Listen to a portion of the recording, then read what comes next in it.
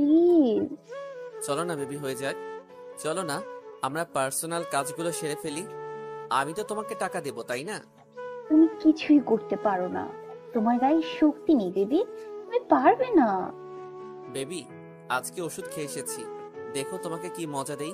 তুমি এরকম করো কিসের জন্য বেবি? আরে সোনা, তুমি বোঝার চেষ্টা করো, তুমি পারবে না। তুমি এখন মাল খেয়ে টাল হয়ে আছো। তুমি কি আমাকে অপমান করতেছো সোনা? ও সোনা, কাছে আসো। তোমাকে অপমান করব কিসের জন্য? তুমি তো আমার সোনা, জানো মামি।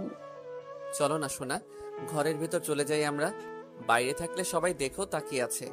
আরে সমস্যা কি সোনা?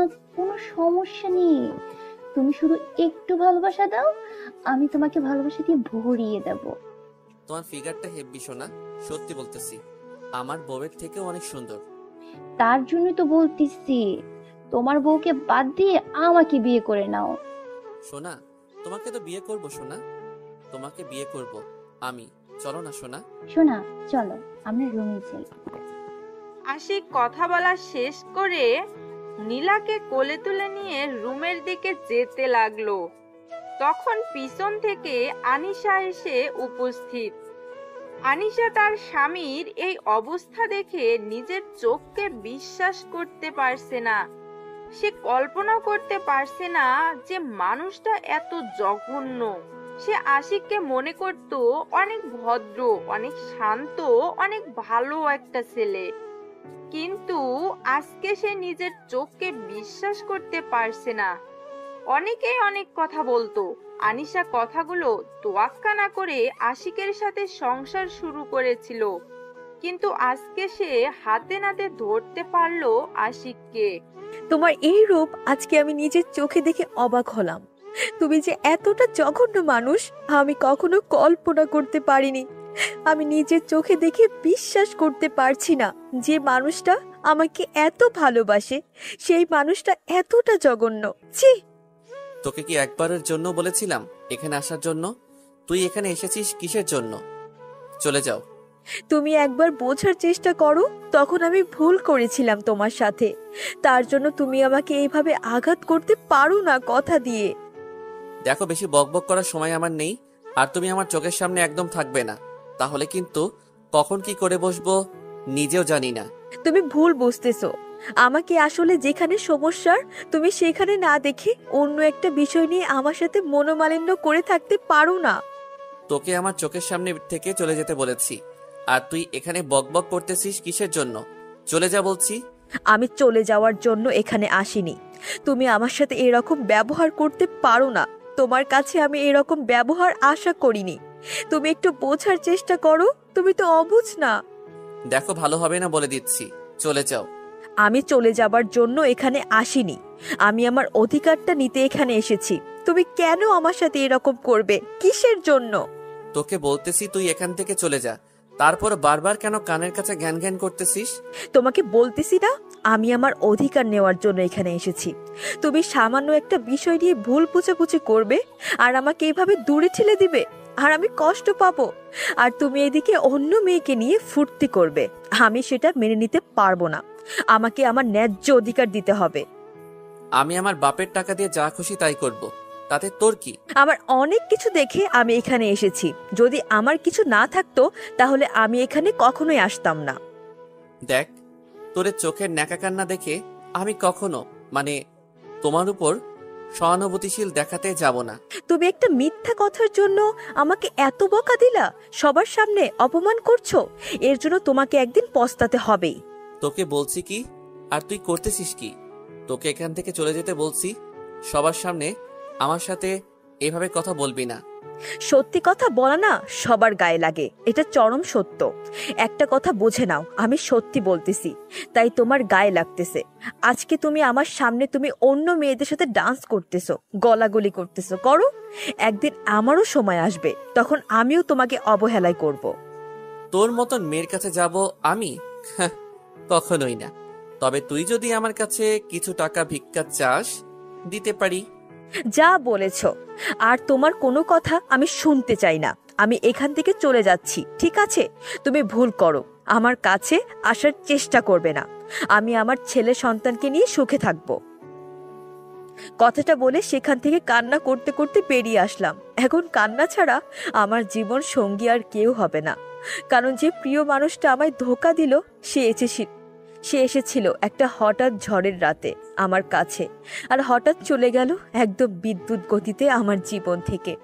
আমি কখনো কল্পনা করিনি সে আমাকে ছেড়ে চলে যাবে, আমাকে এতটা ভালোবেসেছিল, কিন্তু হঠাৎ হঠাৎ করে তার কি হয়ে গেল আমি বুঝতে পারলাম না।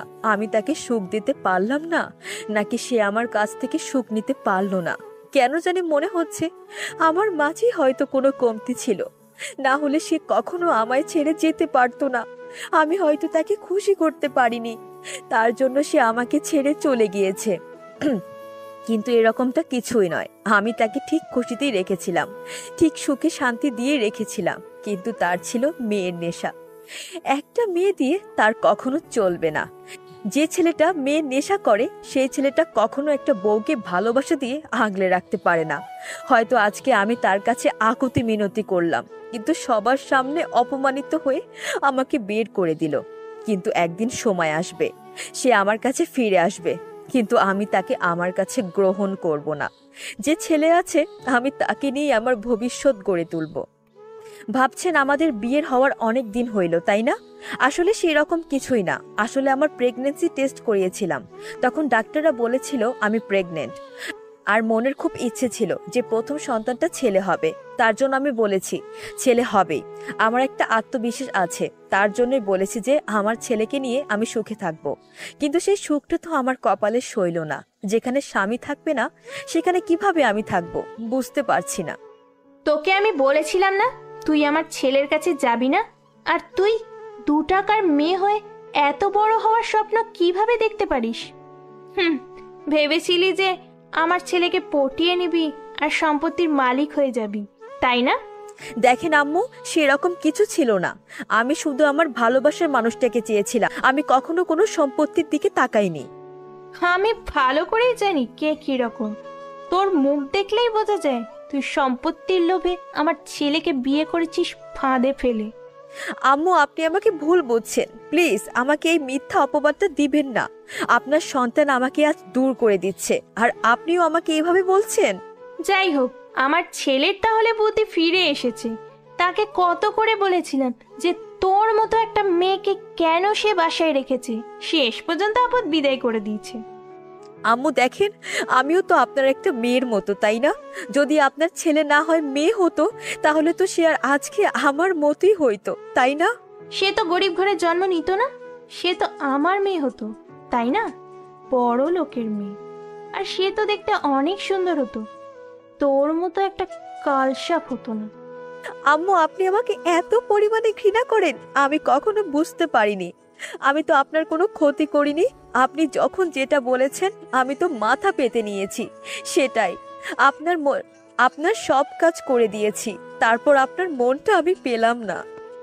এখন আমি তোর মুখ দেখতে পাচ্ছি না।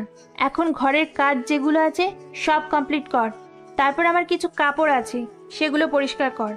তারপর ঘরগুলো ভালোভাবে পরিষ্কার কর। তারপর কি করবি? বাকি কাজগুলো করবি। আমি এখন ঘুমোতে যাচ্ছি।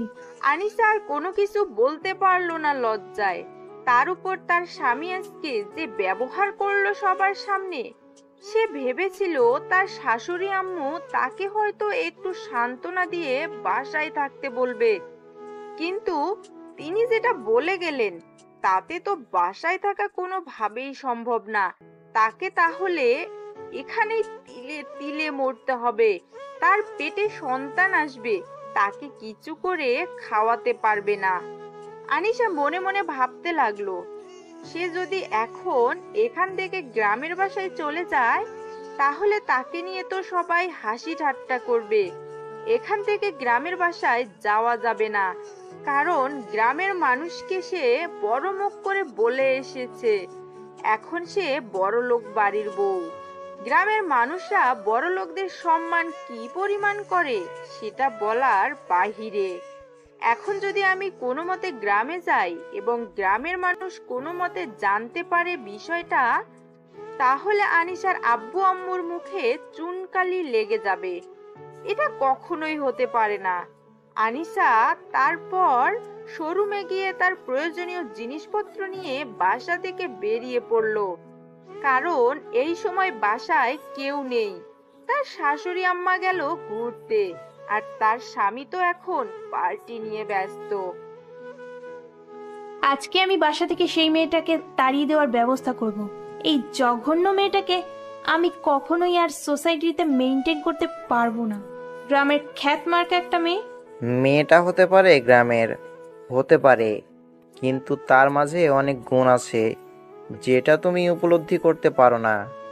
আমার মুখের উপর কথা বলা বন্ধ করে নিজের মুখটা বন্ধ রাখো। আমি যেটা করতে চাই আমাকে সেটাই করতে দিবা। দেখো, এই মেয়েটা আমাদের ছেলেকে কন্ট্রোলে রাখতে পারবে, না হলে তুমি কখনোই আমাদের ছেলেকে কন্ট্রোলে আনতে পারবে না, কারণ মেয়েটার ধৈর্য আছে। আমি আমার ছেলের জন্য আধুনিক মেয়ে খুঁজে আনবো ঘরে। এইরকম বেদের মেয়ে জ্যোৎস্না দিয়ে কি করব আমি? আমার সোসাইটিতে খাপ খাওয়াতে পারবো না। তাই আমি আমার ছেলের জন্য একটা আধুনিক বউ লাগবে। যেই মেয়েরা রাতে বাইরে যাবে, এই ক্লাবে গিয়ে পার্টি করবে, ওই ক্লাবে গিয়ে নাইট পার্টি করবে, সেই রকম বউ তোমার দরকার, তাই না? এখনকার যুগে এসব স্বাভাবিক। তুমি এসব নিয়ে তর্ক করা বাদ দাও তো। আমার সাথে এখন চুপচাপ গাড়ি চালাও তো। তারপর কালাম সাহেব শিল্পার সাথে কোনো কথা না বলে চুপচাপ গাড়ি ড্রাইভ করতে লাগলো। আর এদিকে আনিশা বাসা থেকে বেরিয়ে কোন দিকে যাবে ভেবে পাচ্ছে না। তার উপর শুধু একটাই উদ্দেশ্য, সে যে কোনো প্রকারে এই জলসাখানা থেকে বেরিয়ে যেতে চায়। কোন দিকে যাবে কোনো গাড়ি না দেখতে পেয়ে সে রাস্তার এক সাইডে হেলে দুলে হাঁটতে লাগলো। সন্ধ্যা পেরিয়ে রাত ঘনিয়ে আসতে লাগলো। সে হাঁটতে হাঁটতে অনেক দূরে এসেছে। সামনে একটা বাস দেখতে পেয়ে চুপি চুপি বাসের এক কর্নারে গিয়ে গুটিসুটি মেরে বসে পড়লো। যেদিকে যায় যাবে, সে সেখানে নেমে যেদিকে দু চোখ যাবে সেদিকে চলে যাবে। তাও এরকম জল্লাদ মার্কা এলাকায় সে থাকতে চায় না, না যেখানে তার কোনো মূল্য নেই। সে এতদিন পড়েছিল শুধু মূল্যহীন হয়ে, যার জন্য তার শাশুড়ির অত্যাচার সহ্য করেছে। সেই মানুষটাই তো এখন তার না। সে তো এখন অন্য মেয়ের দেহর মধ্যে নিজের সুখটা খুঁজে নিতে চাচ্ছে। থাকুক না সে তার মতো। আনিশা এটাকে স্বপ্ন ভেবে হয়তো ভুলে যাওয়ার চেষ্টা করবে। ভুলে যাওয়া সহজ নয়, কিন্তু চেষ্টা তো করতেই হবে। সত্যি সোনা, অনেক মজা পাইছি। সোনা, তোমার টেস্ট হেভি। শোনা, আমি অনেক মজা পাইছি। তোমার এই মজা দেওয়ার প্রক্রিয়াটা অনেক ভালো ছিল। চলো, আজকে তোমাকে আমার বাসায় নিয়ে যাব। আমার বউয়ের সামনে আমি তোমাকে জড়িয়ে ধরে শুয়ে থাকবো। চলো। না না, আমার লজ্জা করবে তো, আমি যেতে পারবো না। আমার শাশুড়ি মা কি বলবে, তার মুখের দিকে তাকিয়ে তো আমি থাকতেই পারবো না। আচ্ছা, তাহলে কি আর করা। এখন চলো, তোমার সাথে আমি যাব। তুমি আমাকে গল্প বলো। আর তুমি এত সুন্দরী কেন? আমি শুধু তোমার জন্য সুন্দরী। তোমাকে ভালোবাসি, তোমাকে পেতে চাই, তোমাকেই কাছে পেতে চাই। আচ্ছা, তুমি কি অন্য কাউকে ভালোবাসো, যার কারণে তার কাছে ছ্যাঁকা খেয়েছো আর আমার কাছে চলে এসেছো আমার মতো? সেরকম কিছু না, একটা ছেলে ছিল টাকার লোভী। যেমন তোমার বউ আছে টাকার লোভী, ওই রকম ছেলে ছিল, অনেক সুন্দর দেখতে, টাকার লোভী। তাকে আমি ভালোবেসেছিলাম ভুল বুঝে, কিন্তু পরে সে আমার কাছে টাকা নিয়ে আমাকে ছেড়ে দিয়ে চলে গিয়েছিল। আমিও তো সেটাই ভেবেছিলাম, যে গরিব ঘরের মেয়ে একটু হয়তো ভালো কিছু খেতে পারলে, ভালোভাবে চলতে পারলে হয়তো আমাকে অনেক ভালোবাসবে। কিন্তু পরে দেখলাম সে শুধু টাকাকেই ভালোবাসে, আমাকে না। তোমার মতো সুন্দরীকে আমি চাই। তোমার মনে হয় প্রচুর নেশা হয়ে গেছে, তাই না? আসো, তোমাকে একটু চুমু খাই। তোমার ঠোঁটের স্বাদটা না অনেক সুন্দর। তাই নাকি গো? তোমার মাঝে না একটা মায়া আছে, যে মায়াতে আমাকে জড়িয়ে নাও। আর কখনো সেই মায়া থেকে আমি ফিরতে চাই না। আরে আবালের বাচ্চা, শুধু তোর টাকা দরকার, আমার আর কিচ্ছু চাই না। তুই কে? তোর মতো কত হ্যান্ডসাম ছেলে আমার পিছনে পড়ে আছে এই সুন্দরীর পেছনে, আর তুই তো 2 টাকার একটা ছেলে। তোর 2টা, আমার দরকার টাকা, হলো আমি শেষ। তুমি কি কিছু বলতেছো আমাকে? আমি কিন্তু স্পষ্ট শুনতে পাইনি। আমার মাথাটা কেমন জানি ঘোরাচ্ছে। তুমি আমাকে একটু সাহায্য করো, আমাকে ধরে নিয়ে যাও। আচ্ছা, তাহলে আজকে তোমাকে আর বাসায় যেতে হবে না, তুমি আমার সাথে থাকবে, কি বলো? চলো, আমি তোমাকে নিয়ে যাচ্ছি। আজকে দুজনে অনেক ফুর্তি করব। আচ্ছা শোনো, তাহলে আমাকে আচ্ছা শোনো, তাহলে আমাকে নিয়ে চলো তোমার কাছে। আমি তোমার সাগরে ডুবে যেতে চাই, তোমার ভালোবাসাতেই। আমিও সোনা, আমিও শুধু তোমার ভালোবাসাতে ডুবে থাকতে চাই। তুমি আমাকে ভালোবাসবে সোনা, তুমি অনেক ভালো। সোনা চলো, আমি তোমাকে নিয়ে যাচ্ছি। চলো সোনা, আমি তোমাকে তোমার বাসার কাছে নামিয়ে দিয়ে বাসায় চলে যাব। তোমার সাথে গেলে আমার অনেক মজা লাগে। তোমার বউ যে তখন তোমাকে বকা দিয়ে গেল, তোমার রাগ হবে না পরে? এখন থেকে তুমি আমার বউ হবে। আমি আজকে গিয়ে উকিলের সাথে কথা বলবো, তাকে আমার জীবন থেকে সরিয়ে দেব, দিয়ে তোমাকে নিয়ে আসবো। আচ্ছা সোনা, তাহলে তাই করো। যত দ্রুত সম্ভব তুমি আমাকে তোমার বউকে মাথায় রাখার সুযোগ করে দাও। তুমি একদম টেনশন করবে না, খুব তাড়াতাড়ি আমি তোমাকে আমার বুকে রাখবো সোনা। তোমাকে ছাড়া আমি থাকতে পারবো না। সোনা আমার, তোমাকে এতগুলো ভালোবাসা। চলো, এখন তুমি আমাকে নামিয়ে দিয়ে বাসায় চলে যাবে। অনেক রাত হয়ে আসলো যে। আচ্ছা চলো, আর এখানে থাকা যাবে না, রাত হয়ে এসেছে, আবার বাসায় যেতে হবে। চলো। চলো, তোমার সাথে আজকে গল্প করতে করতে বাসায় যাব। চলো শোনো, আজকে সারা রাত তোমার বুকে মাথা রেখে আমি শুয়ে থাকবো। তোমার সাথে আমার বাসায় থাকবে তুমি। তুমি আর কয়েকটা দিন ধৈর্য ধরো, আমি তোমাকে একদম পার্মানেন্টলি আমার বুকে নিয়ে আসার চেষ্টা করব। তুমি কি আমাকে ধোকা দেবে না তো? তুমি বলতেছো চেষ্টা করবে, তুমি কখন আমাকে তোমার উপর অধিকার খাটাতে, মানে স্বাক্ষর করাতে? কি আবল তাবল কথা বলতেছো? চলো না, এখন বেশি কথা বলতে পারবো না, তাহলে নেশাটা ধরে আসবে, তখন বাসা পর্যন্ত পৌঁছাতে পারবো না। চলো। এটা আমি কোথায় চলে আসলাম? এখন কি হবে? গাড়িতে তো নামতে দিচ্ছে না। ব্যাপার কি? কোথায় নিয়ে যাচ্ছে কোনো কিছু বুঝতে পারছি না। হঠাৎ করে তো উঠে পড়লাম, কিন্তু এখন আমাকে কোথায় নিয়ে যাচ্ছে আমি তো নিজেও বুঝতে পারছি না। গাড়িটা মনে হয় প্রায় ৬-৭ ঘন্টা থেকে চলছে, একবারের জন্য দাঁড় করালো না। বুঝলাম না আমাকে কোথায় নিয়ে যাওয়া হচ্ছে, বা আমি কোন জায়গায় গাড়িতে উঠে পড়লাম বুঝতে পারছি না। নিজের ভিতরের কষ্টগুলো বারবার লাফিয়ে উঠছে, কিন্তু অনেক কষ্টে কষ্টগুলো চেপে রেখেছি। আজকের মতো কষ্ট জীবনে কখনো হয়নি, কখনো কল্পনা করতে পারিনি যে আমি এত বড় লোকের একজন বউ হব, আর এভাবে আমি ধোঁকা খাবো। সে আমাকে যতই না বলতো যে ভালোবাসা কখনো ধনী গরিব বোঝে না, শুধু দুটি মনের মিলনের ব্যাপার, এখানে কোনো ধনী গরিবের তফাৎ থাকে না, শুধুই ভালোবাসা থাকে। কিন্তু আজকে আমি যখন তাকে দেখলাম, তার চোখে মুখে আমার জন্য ভালোবাসা দেখতে পেলাম না। আমি কি এত তাড়াতাড়ি তার কাছে এতটা বিরক্তির কারণ হয়ে গেলাম যে তার কাছে আমি আমার ভালোবাসাটা পর্যন্ত পেলাম না, শুধু অবহেলাই পেয়ে গেলাম? কেন কেন তাহলে আমাকে তুমি বিয়ে করলে? কেন তাহলে আমার জীবনটা নিয়ে ছিনেমিনে করলেন আপনি? কেন? আমি তো আপনার জীবনে আসিনি, আপনি আমার জীবনে এসেছিলেন, আমি বাধা করেছিলাম, তারপরও এসেছিলেন, কিন্তু তার প্রতিদান আজকে আমাকে এই কঠিন সময় পার করতে হচ্ছে। আমি কখনো কল্পনা করতে পারিনি। হঠাৎ করে বাসের একজন লোক বলে উঠল, ওস্তাদ গাড়িটা দাঁড় করেন। তার কিছুক্ষণ পর এই গাড়িটা দাঁড় করানো হলো, আর একটা জায়গায় নাম বলা হলো। সেই জায়গার মানুষগুলো নেমে যাচ্ছে, থেকে থেকে কয়েকজন নেমে গেল ৫-৬ জন।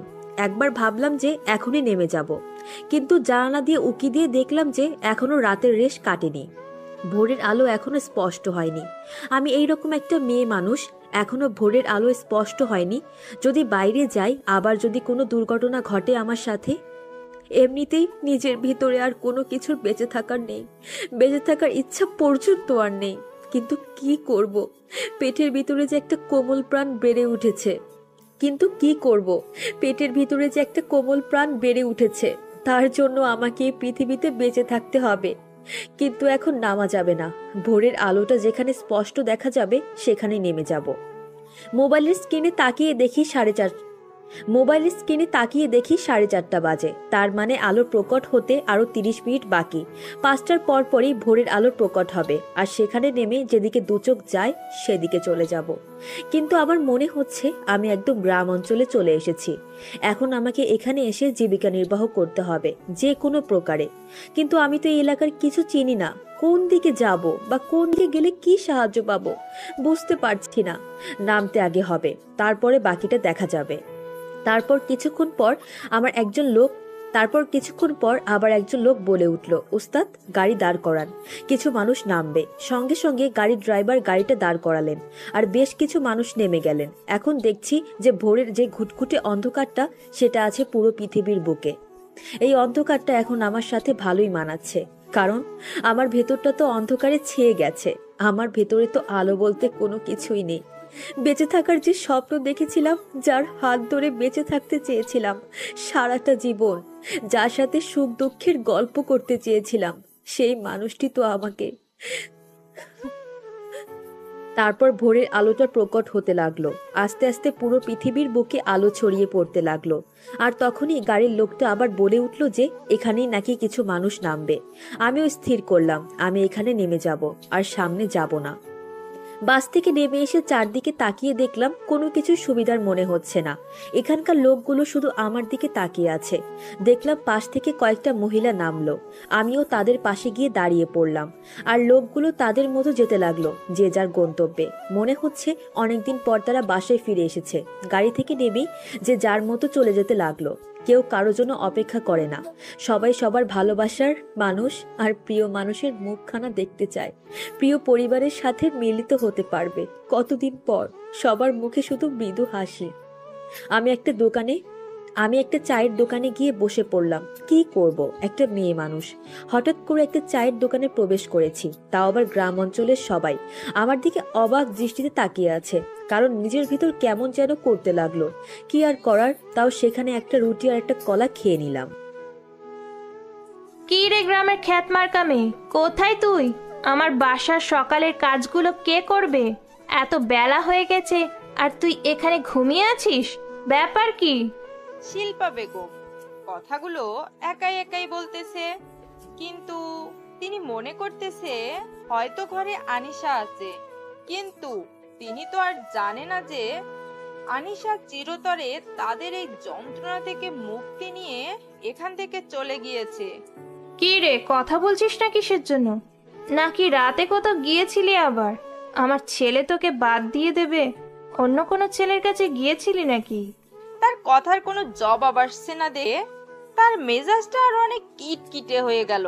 তার এখন ইচ্ছা করছে আনিশাকে পিটাবে, কিন্তু তিনি যখন রুমের দরজায় ধাক্কা দিলেন তখন দেখলেন যে আপনা আপনি রুমের দরজাটা খুলে গেল।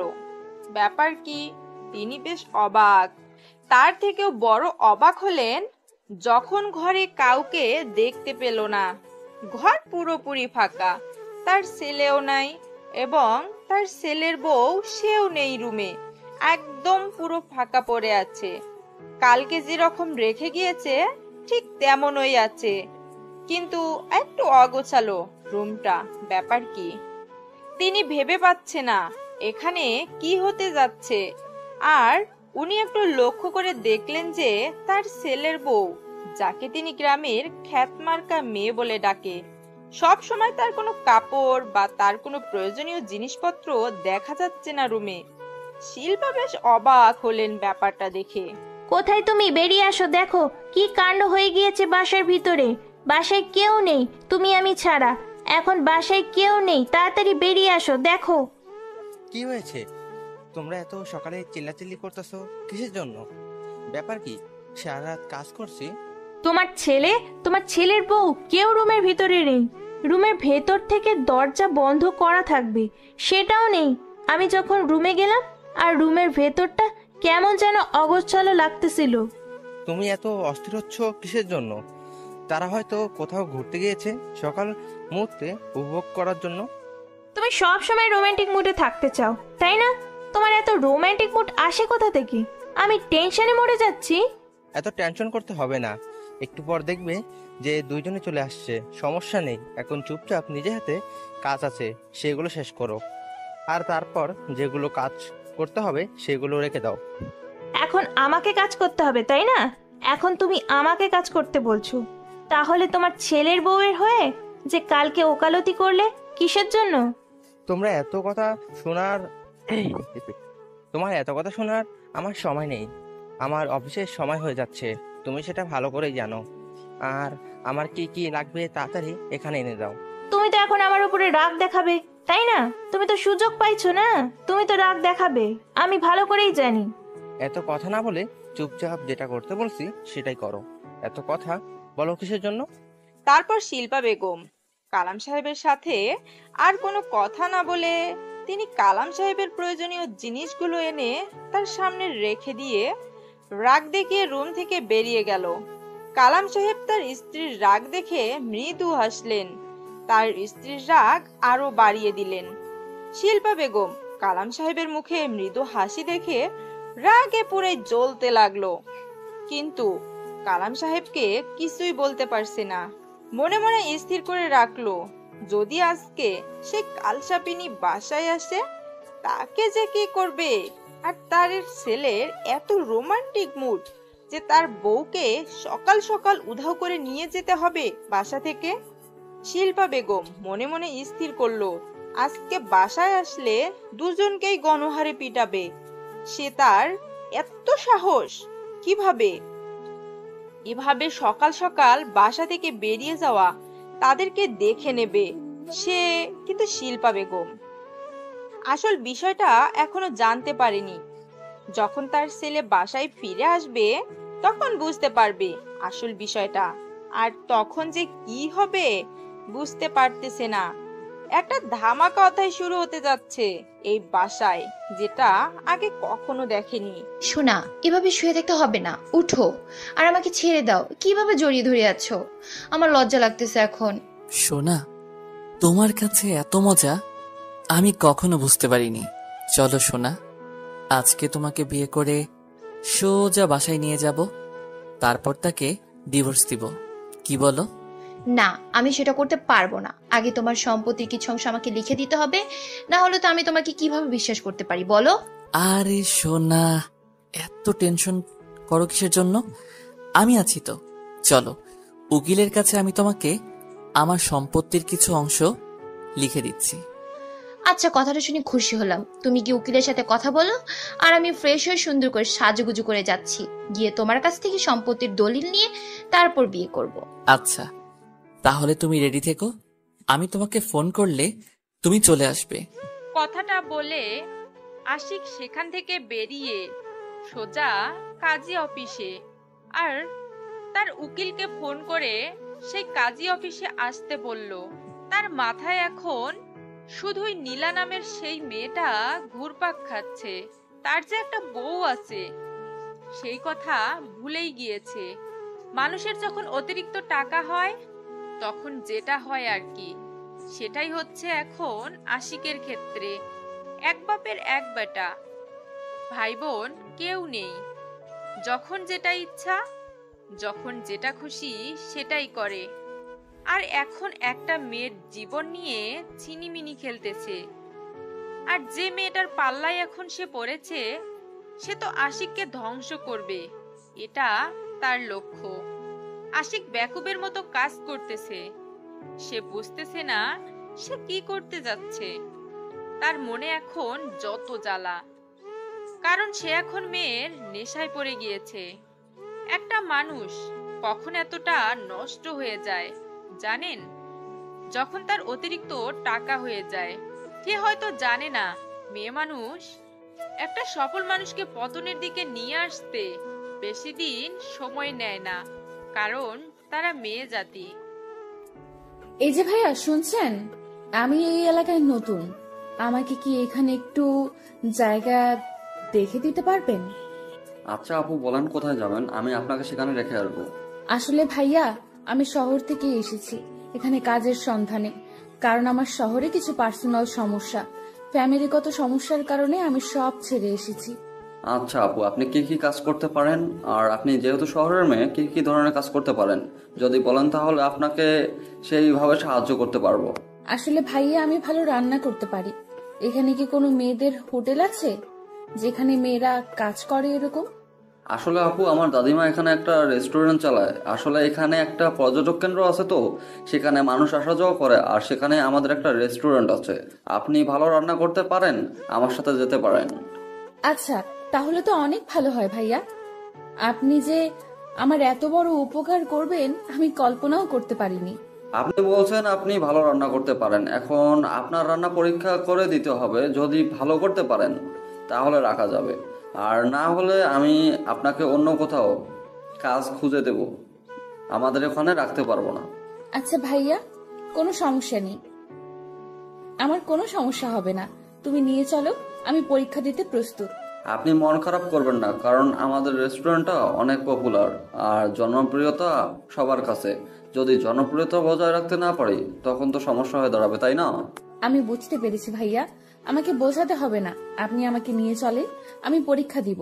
যদি পরীক্ষায় উত্তীর্ণ হই তাহলে আমাকে রাখবেন। আচ্ছা আপু, তাহলে আপনি আমার সাথে চলেন, আমি আপনাকে নিয়ে যাচ্ছি। তারপর আনিশা সেই ছেলেটার সাথে যেতে লাগলো। বেশিক্ষণ হাঁটতে হলো না, অল্প কিছুক্ষণ পরেই তাদের সেই রেস্টুরেন্টটা দেখা যাচ্ছিল। ছেলেটা হাত দিয়ে ইশারা করে আনিশাকে দেখিয়ে দিল রেস্টুরেন্টটা। আনিশা দেখে বেশ অবাক হলো। এই গ্রাম অঞ্চলে এত বড় রেস্টুরেন্ট সে কল্পনাও করতে পারছে না।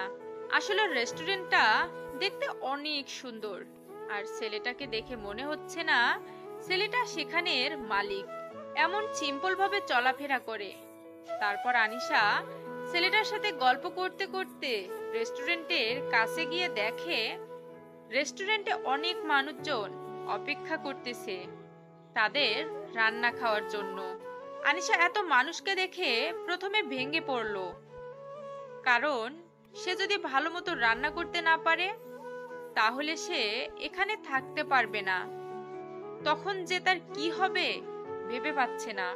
আনিশা নিজের মনের ভিতর আত্মবিশ্বাসটা জাগিয়ে তোলার চেষ্টা করতেছে। সে নিজেকে নিজেই বলতেছে, আনিশা তুই পারবি, তুই পারবি, তোকে পারতেই হবে। তারপর ছেলেটা আনিশাকে সঙ্গে করে নিয়ে রেস্টুরেন্টের ভিতর প্রবেশ করে। যেখানে খাবার তৈরি করা হয় সেখানে নিয়ে আসলো, রান্নাঘরে নিয়ে আসলো, আর সেখানে তার দাদিমাকে দেখলো আনিশা। তারা নিজেরাই রেস্টুরেন্টটা চালায়, কোনো কাজের লোক রাখে না। কিন্তু আনিশাকে নিয়ে আসার কারণ হচ্ছে যে আনিশা শহরের মেয়ে, আর সে নাকি ভালো রান্না করতে পারে, আর এখানে ভালো রান্নার অনেক ডিমান্ড। তার কারণে ছেলেটা আনিশাকে পরীক্ষা করার জন্য এখানে নিয়ে আসলো। যদি আনিশা ভালো পারফরমেন্স করতে পারে তাহলে তাকে রেখে দিবে, আর সামান্য কিছু মাইনে দিয়েই রেখে দিবে এখানে। আর তার খাওয়া দাওয়ার জন্য সবকিছু তারা দেবে, আর তার দাদিমার সাথে থাকবে মেয়েটা। তার জন্য ছেলেটা তাকে নিয়ে আসলো, না হলে কখনোই আনিশাকে এখানে আনতো না ছেলেটা। এখানে সবকিছু রেডি করা আছে, দেখে শুনে সুন্দর করে এই মাংসটা রান্না করেন। আর এগুলো আমাদের খাওয়ার জন্য সবার, তাই ভালো করে রান্না করবেন, আর এর উপর আপনার মার্কস দেওয়া হবে। দোয়া করবেন যাতে করে ভালো কিছু করতে পারি। আর আমার আত্মবিশ্বাস আছে আমি ভালো রান্না করতে পারি, আর এখানেও ভালো কিছুই করে দেখাবো। জি আপু, একদম দোয়া করলাম মন থেকে। আমিও চাচ্ছি, আপনি যেহেতু শহর থেকে এসেছেন আর আপনাকে দেখে মনে হচ্ছে অনেকটা অসহায়, আপনার মুখ দেখে বুঝতে পারতেছি, কারণ নিয়ে আসলাম। তাহলে কখনো নিয়ে আসতাম না, না কারণ আমার দাদিমা যেটা রান্না করে সেটা অনেক সুস্বাদু হয়। আমি বুঝতে পেরেছি ভাইয়া তোমার কথা। আমি আমার সর্বোচ্চ দিয়ে চেষ্টা করব রান্নাগুলো ভালো করার জন্য। তুমি শুধু আমার জন্য দোয়া করো যাতে করে আমি এখানেই থাকতে পারি। আচ্ছা তাহলে রান্না করেন, আর যদি কিছু লাগে তাহলে আমাকে বলতে পারেন, আমি নিয়ে এসে দিচ্ছি। পরে আবার সমস্যার কথা বলতে পারবেন না, এখন সবকিছু দেখে নেন। আমি তো সবকিছু দেখতে পারতেছি। আমি যেগুলো দিয়ে রান্না করতে পারবো সেগুলো সব কিছু এখানে আছে, কোনো সমস্যা হবে না। আমি সুন্দর করে রান্না করে দিচ্ছি, তারপর পরীক্ষা নিয়ে টেস্ট করে বলিয়েন, সমস্যা নাই। এই নাও তোমার ভাগের সম্পত্তির দলিল। এখন চলো বিয়ে করব, বিয়ে করব, এখন চলো বিয়ে করব, বিয়ে করব। কিসের বিয়ের আগে তুমি সবকিছু আমাকে ঠিকঠাক করে দাও।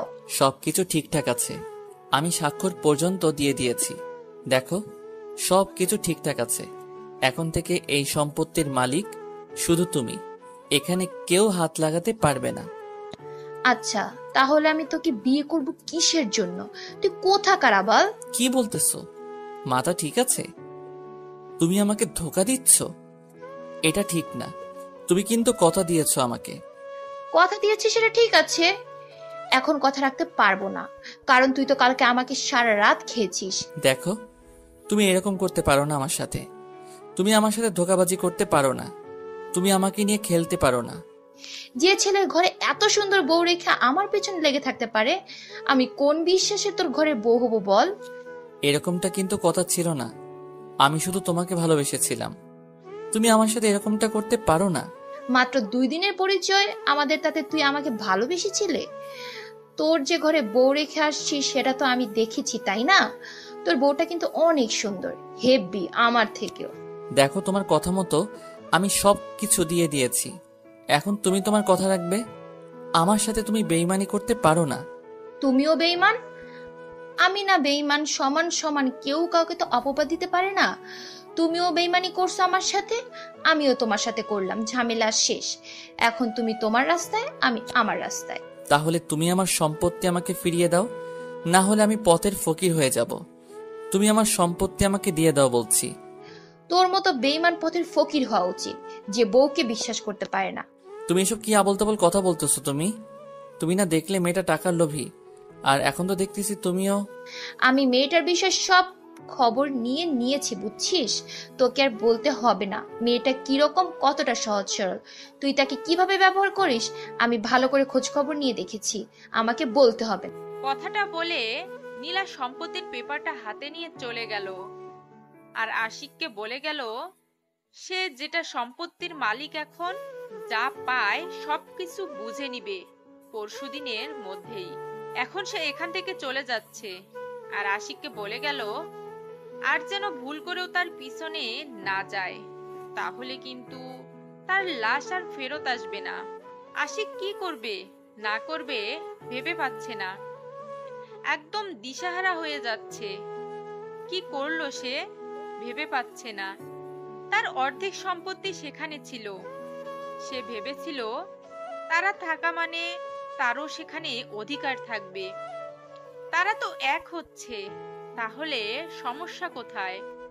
আমি থাকলেই চলবে এটা ভেবে অর্ধেক সম্পত্তি লিখে দিয়েছে, তাও আবার যেগুলো টপ বিজনেসে আছে এখন সেগুলো।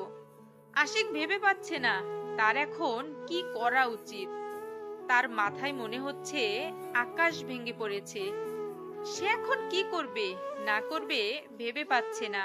তার মাথা পুরোই হ্যাং। সে কোথায় যাবে, কি করবে? বাসায় যাবে কি করে? তার আব্বুকে সে মুখ দেখাবে কি করে? সে চুপচাপ একদম নিস্তব্ধ হয়ে পায়ে হেঁটে হেঁটে 5 কিলোমিটার জায়গা বাসায় এসে রুমের ভিতর গিয়ে দরজা বন্ধ করে লাইট অফ করে একদম অন্ধকার বিছানায় শুয়ে পড়ল। তার এখন কোনো কিছুই নেই, তার না আছে কোনো সঙ্গী, না আছে তার সম্পত্তি। সে এখন একটা অবহেলিত ছেলে। আশিক কান্না করতেছে নিঃশব্দে, বালিশে মুখ গুজে দিয়ে নিঃশব্দে কান্না করতেছে। আর সে ভাবতেছে আনিশার সাথে কত খারাপ ব্যবহার করেছিল, তারপরও মেয়েটা তাকে কখনো একা ছেড়ে দেয়নি, সব সময় তার সাথে লেগেছিল।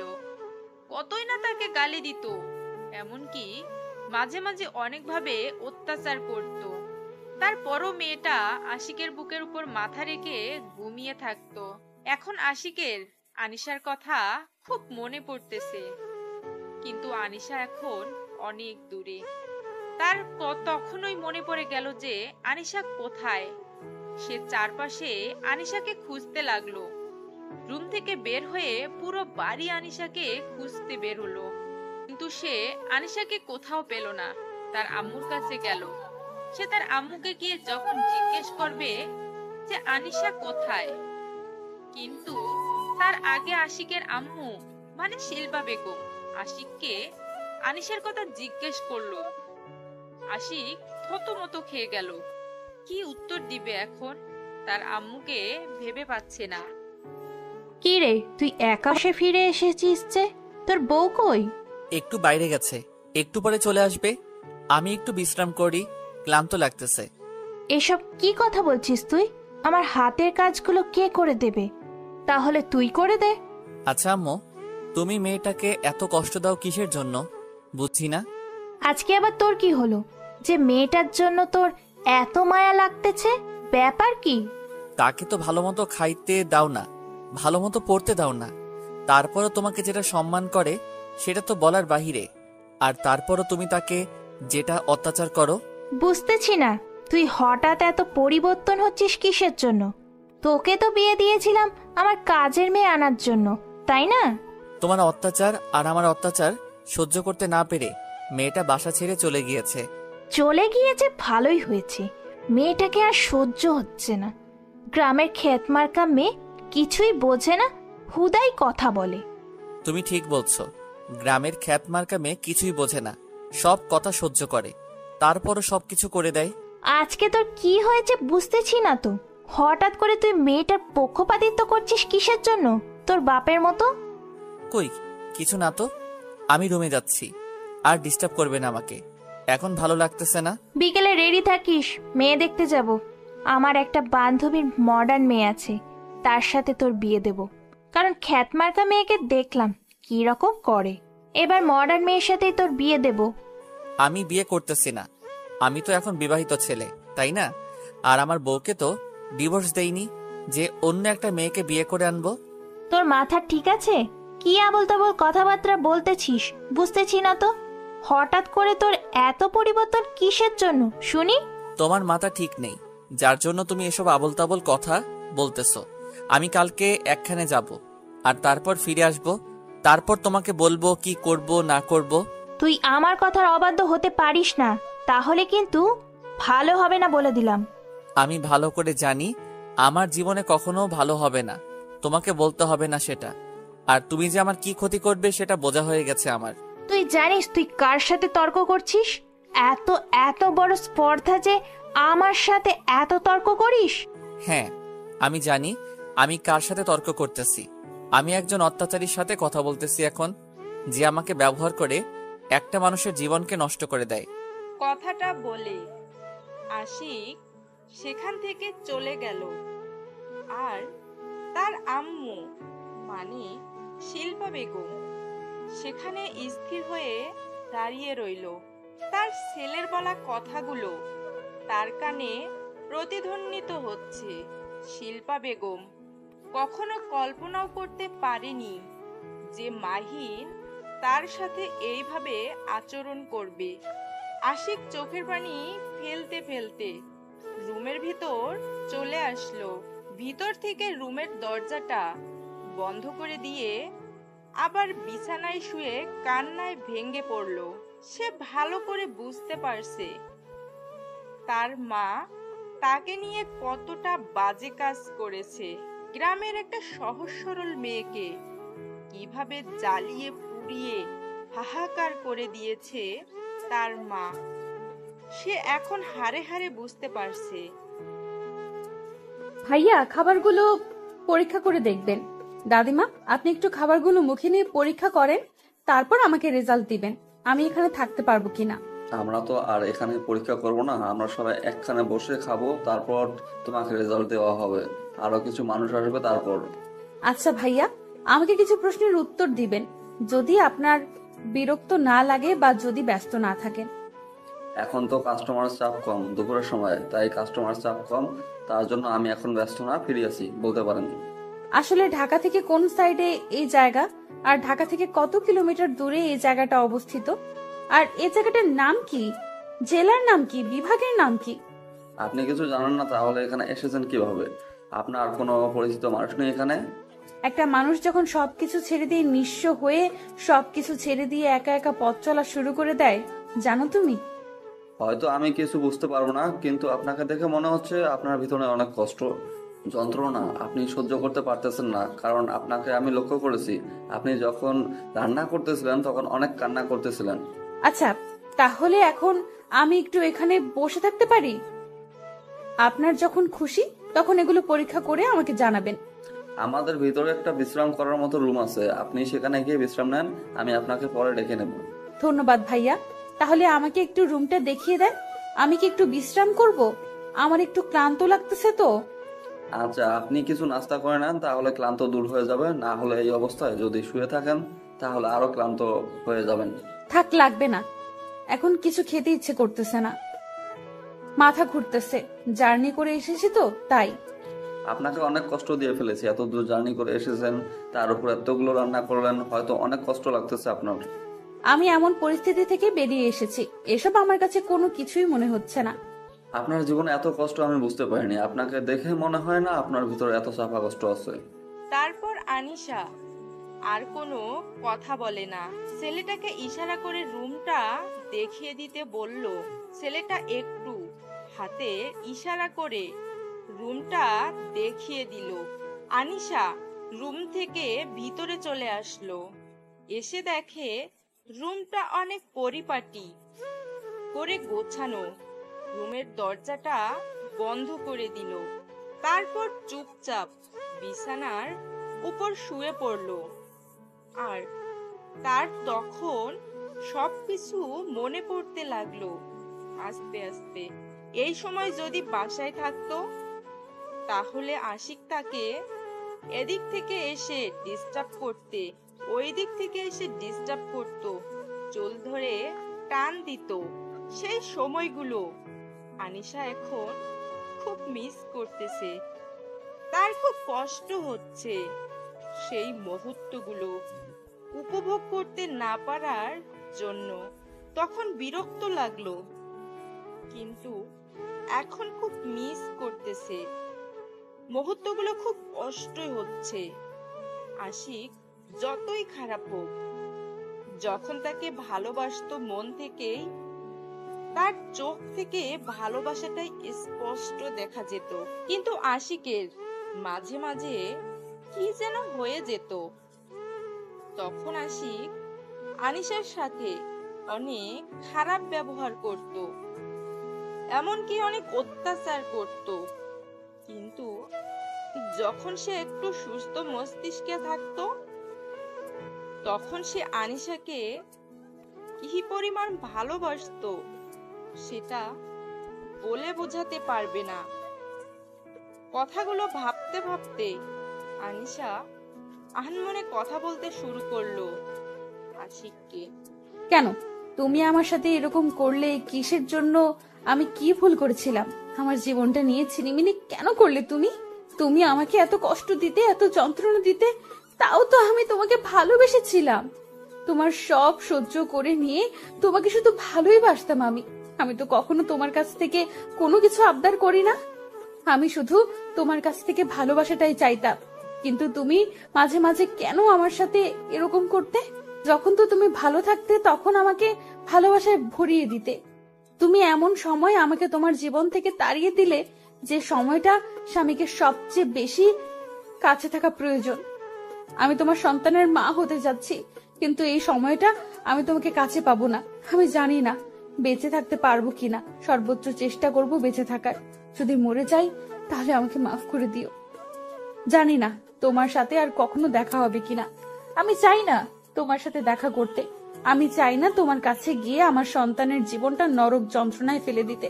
আমি চাই আমার সন্তানকে নিয়ে আমি এখানেই সুখে থাকবো, যদি এখানে থাকতে পারতাম। আর থাকতে না পারলে হয়তো আরো কোথাও আমাকে কাজের সন্ধানে ঘুরতে হবে। আর যদি আমার ভাগ্যটা ভালো থাকে তাহলে তো আমি এখানে থাকতে পারবো, কারণ রান্নাটা আমার মনে হচ্ছে যে অনেক সুস্বাদু হবে, কারণ আমি আমার সর্বোচ্চ দিয়ে রান্না করেছি। আমার ভাগ্যে যেটা আছে আমার সাথে সেটাই হবে। দোয়া করি তুমি সুখে থাকবে, শান্তিতে থাকবে। হয়তো আমাকে ভুলে গিয়েছো, কিন্তু আমি তোমাকে তো ভুলতে পারবো না।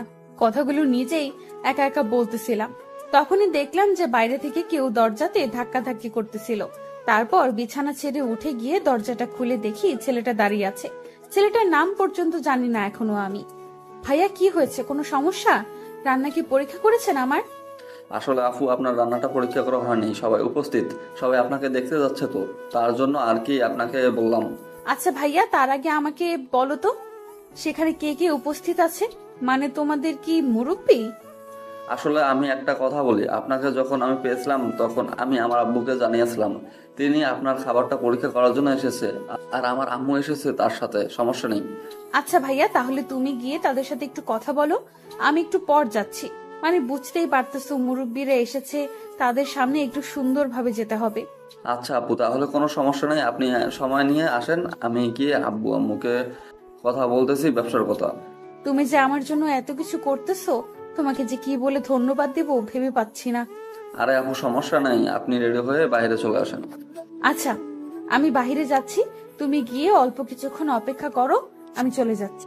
হয়তো আমার দেওয়া কষ্টগুলো তাকে এখন ক্ষত বিক্ষত করে দিচ্ছে। হয়তো তার এখন আমার কথা মনে পড়তেছে, আর সে ভাবছে আমি অন্য মেয়েকে নিয়ে ফুর্তি করতেছি। সে আমাকে বলেছিল সে যে কোনো পরিস্থিতিতে আমার সাথে থাকবে, কিন্তু আমার যে অত্যাচারগুলো ছিল সেগুলো ছিল অন্য লেভেলের। আমি তাকে নিজের অজান্তেই ইচ্ছাকৃতভাবেই অত্যাচার করেছি।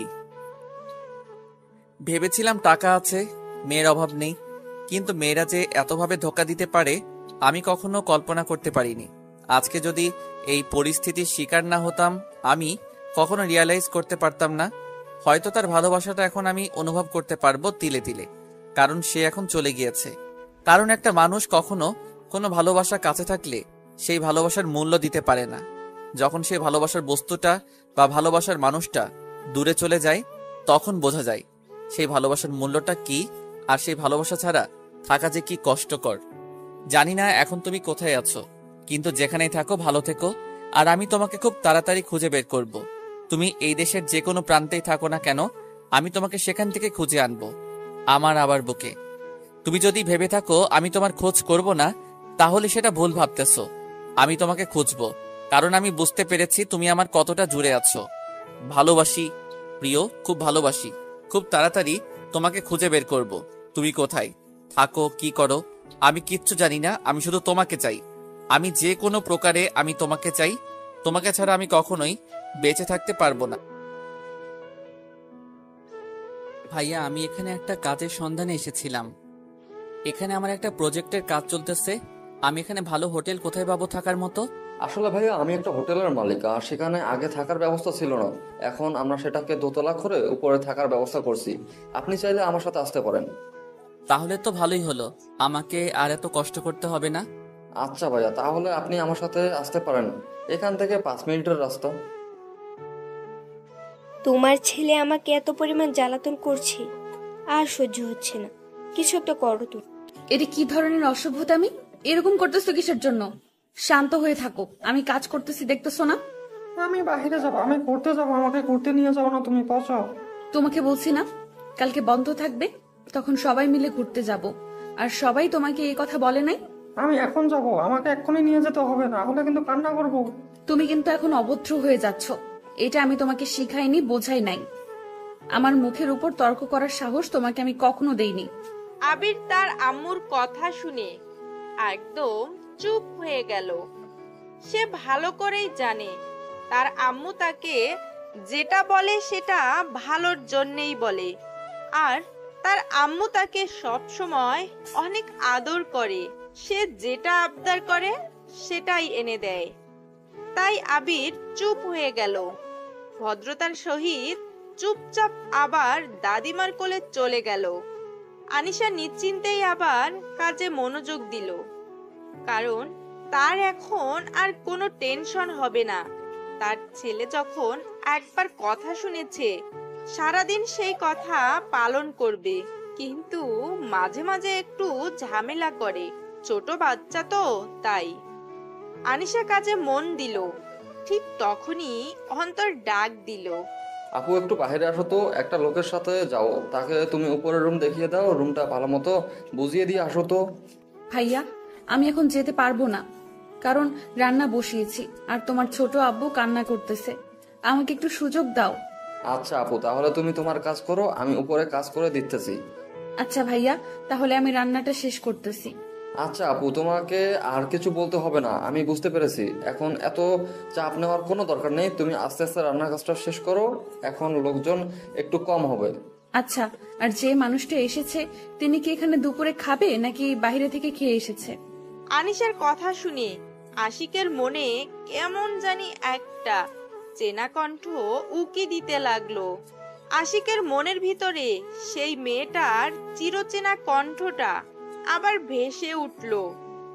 এই মেয়েটার কথা শুনে আশিকের একটু সন্দেহ হতে লাগলো, কিন্তু কাউকে কিছু বলতে পারছে না। আসলে এখন কাকে কি বলবে, তাই সে চুপচাপ রইল আর মনের ভিতর কথাটা রেখে দিল, প্রকাশ করলো না। আচ্ছা ভাইয়া, আপনার সাথে কথা বলবো। সেই মেয়েটা আপনার কি হয়? আমার আপু হয়। কোনো সমস্যা? তার সাথে কি দেখা করবেন? ডাকবো? না না, দেখতে হবে না। ডাকবেন কিসের জন্য? আমি এমনিতে জিজ্ঞেস করলাম যে কি হয়, এর থেকে বেশি কিছু না। আর তাছাড়া আমার একটু ক্লান্ত লাগতেছে তো। আর তাকে বলে রাখবেন যে আমি দুপুর এখানে খাবো। বাইরে কোনো কিছু খেয়ে আসিনি, একটু কষ্ট করে উপরের জন্য খাবারটা দিয়ে আসে। আমাদের দায়িত্ব এটা, আমাদের কাছে এটাই পালন করতে হবে। আপনার কোনো সমস্যা হলে আমাদের জানাবেন, আমরা তাৎক্ষণিকভাবে আপনার উপকার করার চেষ্টা করব। আচ্ছা ভাইয়া, তাহলে এখন আমি উপরে যাচ্ছি। আপনি শুধু আমাকে রুমটা দেখিয়ে দিয়ে আসেন, বাকি কাজগুলো আমি করে নিতে পারবো, সমস্যা হবে না আমার। তারপর আশিককে অন্তর তার রুম দেখিয়ে দিয়ে নিচে নেমে আসলো। এসে দেখে যে তার ছোট আব্বু, মানে আনিশা আর আশিকের যে ছেলেটা আছে তাকে অন্তর সব সময় ছোট আব্বু বলে ডাকে, তার কাছে চলে গেল এবং তাকে কোলে তুলে নিয়ে আনিশার কাছে চলে আসলো। অন্তর আনিশার সাথে কোনো কথা না বলে চুপচাপ সেখানে দাঁড়িয়ে আনিশার রান্নার প্রতিভা দেখতে লাগলো। কারণ আনিশার রান্নার যে এইরকম একটা গুণ আছে সে কখনো কল্পনাও করতে পারেনি। তারা প্রথমে ভেবেছিল শহরের মেয়ে ভালো মতো রান্না করতে পারে না, কিন্তু পরে যখন তার রান্নার পরীক্ষা করলো তারা, তার রান্নার প্রতিভা দেখে সবাই মুগ্ধ হয়ে গেল। আর আনিশা আসার পর থেকে তাদের ব্যবসা এতটা লাভবান হতে ছিল, তারা যেটা কল্পনার বাইরে ছিল। তারা কখনো কল্পনা করতে পারেনি যে এই মেয়েটা তাদের ভাগ্য খুলে দিবে। আর আনিশা যখন একদম ভরপুর প্রেগনেন্ট হয়ে পড়েছিল তখন তাকে কোনো কাজ করতে দেওয়া হয়নি, নিজের বোনের মতো দেখেছিল ছেলেটা আনিশাকে। এভাবে তাকিয়ে আছিস কিসের জন্য বুঝতেছি না তো। ব্যাপার কি, কোনো কিছু বলবি? কিছু না তো, আমি তো তোমার রান্না দেখতেছিলাম আর শেখার চেষ্টা করতেছিলাম একটু। তুই আর কত আমার কাছ থেকে রান্না শিখতে চাইবি বলতো? আমি এখানে আসার পর থেকে তুই আমার রান্না শিখতে চাচ্ছিস, কিন্তু তুই মনোযোগ দিয়ে কোনো কিছুই করিস না। এখন শিখে কি করবো? তুমি তো থাকবে, চলে যাচ্ছ না তো, এখানেই থাকবে তাই না? অনেক সময় পড়ে আছে শেখার জন্য, শিখে নেবো। সেটা অবশ্য ঠিক বলেছিস। এবার তোর একটা গতি করতে হবে, তোর জন্য তো একটা লাল টুকটুকে বউ এনে দিতে হবে। একা একা আর কতদিন থাকবি? আমার কথা বাদ দাও, তুমি কবে আমার জিজুকে এনে দিবা সেটা বলো। ছেলেটা তো আর একা একা বড় হবে না, তাই বাবার প্রয়োজন হবে। আমার ছেলেকে বড় করতে আমি একাই যথেষ্ট, আমার সঙ্গীর প্রয়োজন হবে না। আমি চাই না আর কারো জীবনে জড়িয়ে যেতে। তাই বলে তুমি এভাবে সারা জীবন অপেক্ষা করবে সেই মানুষটার জন্য? আমি কারোর জন্য অপেক্ষা করি না, আমি আমার গতিতে চলি। তুই ভালো করে জানিস আমি কারোর জন্য অপেক্ষা করি না। আমি আমার ছেলেকে নিয়ে সারা জীবন কাটিয়ে দেওয়ার স্বপ্ন দেখেছি, যখন শহর ছেড়ে গ্রামে চলে এসেছিলাম তখন থেকেই। আচ্ছা, আমার ভুল হয়ে গিয়েছে, আর আমি কখনো এই কথাগুলো বলবো না, কারণ তোমার মন খারাপ হয়ে যায়। আমি লক্ষ্য করেছি অনেক দিন, তাই আর তোমাকে এই কথাগুলো আমি বলতে চাচ্ছি না। আচ্ছা, ছেলেটা কোথায় থেকে এসেছে? তাকে দেখে কি মনে হয় যে এখানে থাকতে এসেছে, নাকি এমনিতেই 2 দিন থেকে চলে যাবে? দেখে তো মনে হলো থাকবে মনে হচ্ছে, দেখি পরে কথা বলবো, সমস্যা নেই। টাকার কথা বলেছিস, অনেক তো হলো। এভাবে অনেক মানুষ তো ফাঁকিবাজি করে চলে গিয়েছে, তাই আর মানুষকে এভাবে প্রশ্রয় দেওয়া হবে না। আমি বাইরে গেলাম, তুমি একটু কষ্ট করে খাবারগুলো তার ঘরে পৌঁছে দিও আর টাকার কথা বলে এসো। আচ্ছা, দুজনে তো বেরিয়ে যাচ্ছিস, বেরিয়ে গেলে তো তোদের খোঁজ খবর কিচ্ছু পাওয়া যাবে না। তাড়াতাড়ি ফিরে আসিস, বুঝছিস? আমার ভাগনা যেখানে আপদ বিপদ নেই সেখানে আমরা একসাথে যতক্ষণ আসছি আমাদের কোনো আপদ বিপদ আসবে না আল্লাহর রহমতে। সেটা না হয় বুঝলাম, কিন্তু তাড়াতাড়ি ফিরে আসিস, বুঝছিস? কথাটা বলে অন্তর আবিরকে নিয়ে বেরিয়ে পড়লো। আনিশা আবার রান্নার কাজে ব্যস্ত হয়ে পড়লো। রান্নার কাজ শেষ করে সবকিছু ঠিকঠাক রেখে রুমে চলে আসলো গোসল করে। অনেকক্ষণ যাবত রান্না করতেছিল তো প্রচুর গরম লেগেছে, তাই গোসলটা করে নিল। এখনই তারপর সবকিছু ঠিকঠাক করে বাইরে বেরিয়ে আসলো। এসে উপরে যে মানুষটা আছে তার জন্য খাবার সুন্দর করে রেডি করতে লাগলো। আজকে আনিশা আর আশিকের মাঝে এমন একটা ঘটনা হতে চলেছে যেটা তারা কখনোই কল্পনা করেনি, যে এরকম একটা দিন আসবে আবার তাদের মাঝে। এদিকে আশিক রুমটাকে সুন্দর করে পরিপাটি করে সাজিয়ে নিয়েছে, কারণ তাকে এখানে 2 মাসের মতো থাকতে হবে। তার জন্য সে তার বসের কাছ থেকে কিছু টাকা বেশি নিয়ে এসেছে। যে ছেলেটা একদিন কর্মচারী চালাতো, সেই ছেলেটা এখন অন্যের অফিসে কাজ করে। ভাগ্য যে কখন কাকে কোন প্রান্তে এগিয়ে নিয়ে দাঁড় করিয়ে দেবে সেটা বোঝা বড়ই মুশকিল। তারপর আনিশা খাবারগুলো নিয়ে উপরে চলে আসলো, আর আশিক এদিকে রুমে বসে তার ল্যাপটপে অফিসের কাজ করতেছে। আশিক কাজ করতেছিল, তখনই আনিশা বাইরে থেকে এসে কলিং বেলটা বাজিয়ে দিল। আশিক তার ল্যাপটপ রেখে দরজা খোলার জন্য এগিয়ে আসতে লাগলো। তারপর আশিকের রুমের দরজাটা খুলে দিয়ে মাথা নিচু করে রয়েছে, তাই সামনে থাকা মানুষটা কাছে থেকে না দেখে খাবারগুলো হাতে নিয়ে নিল।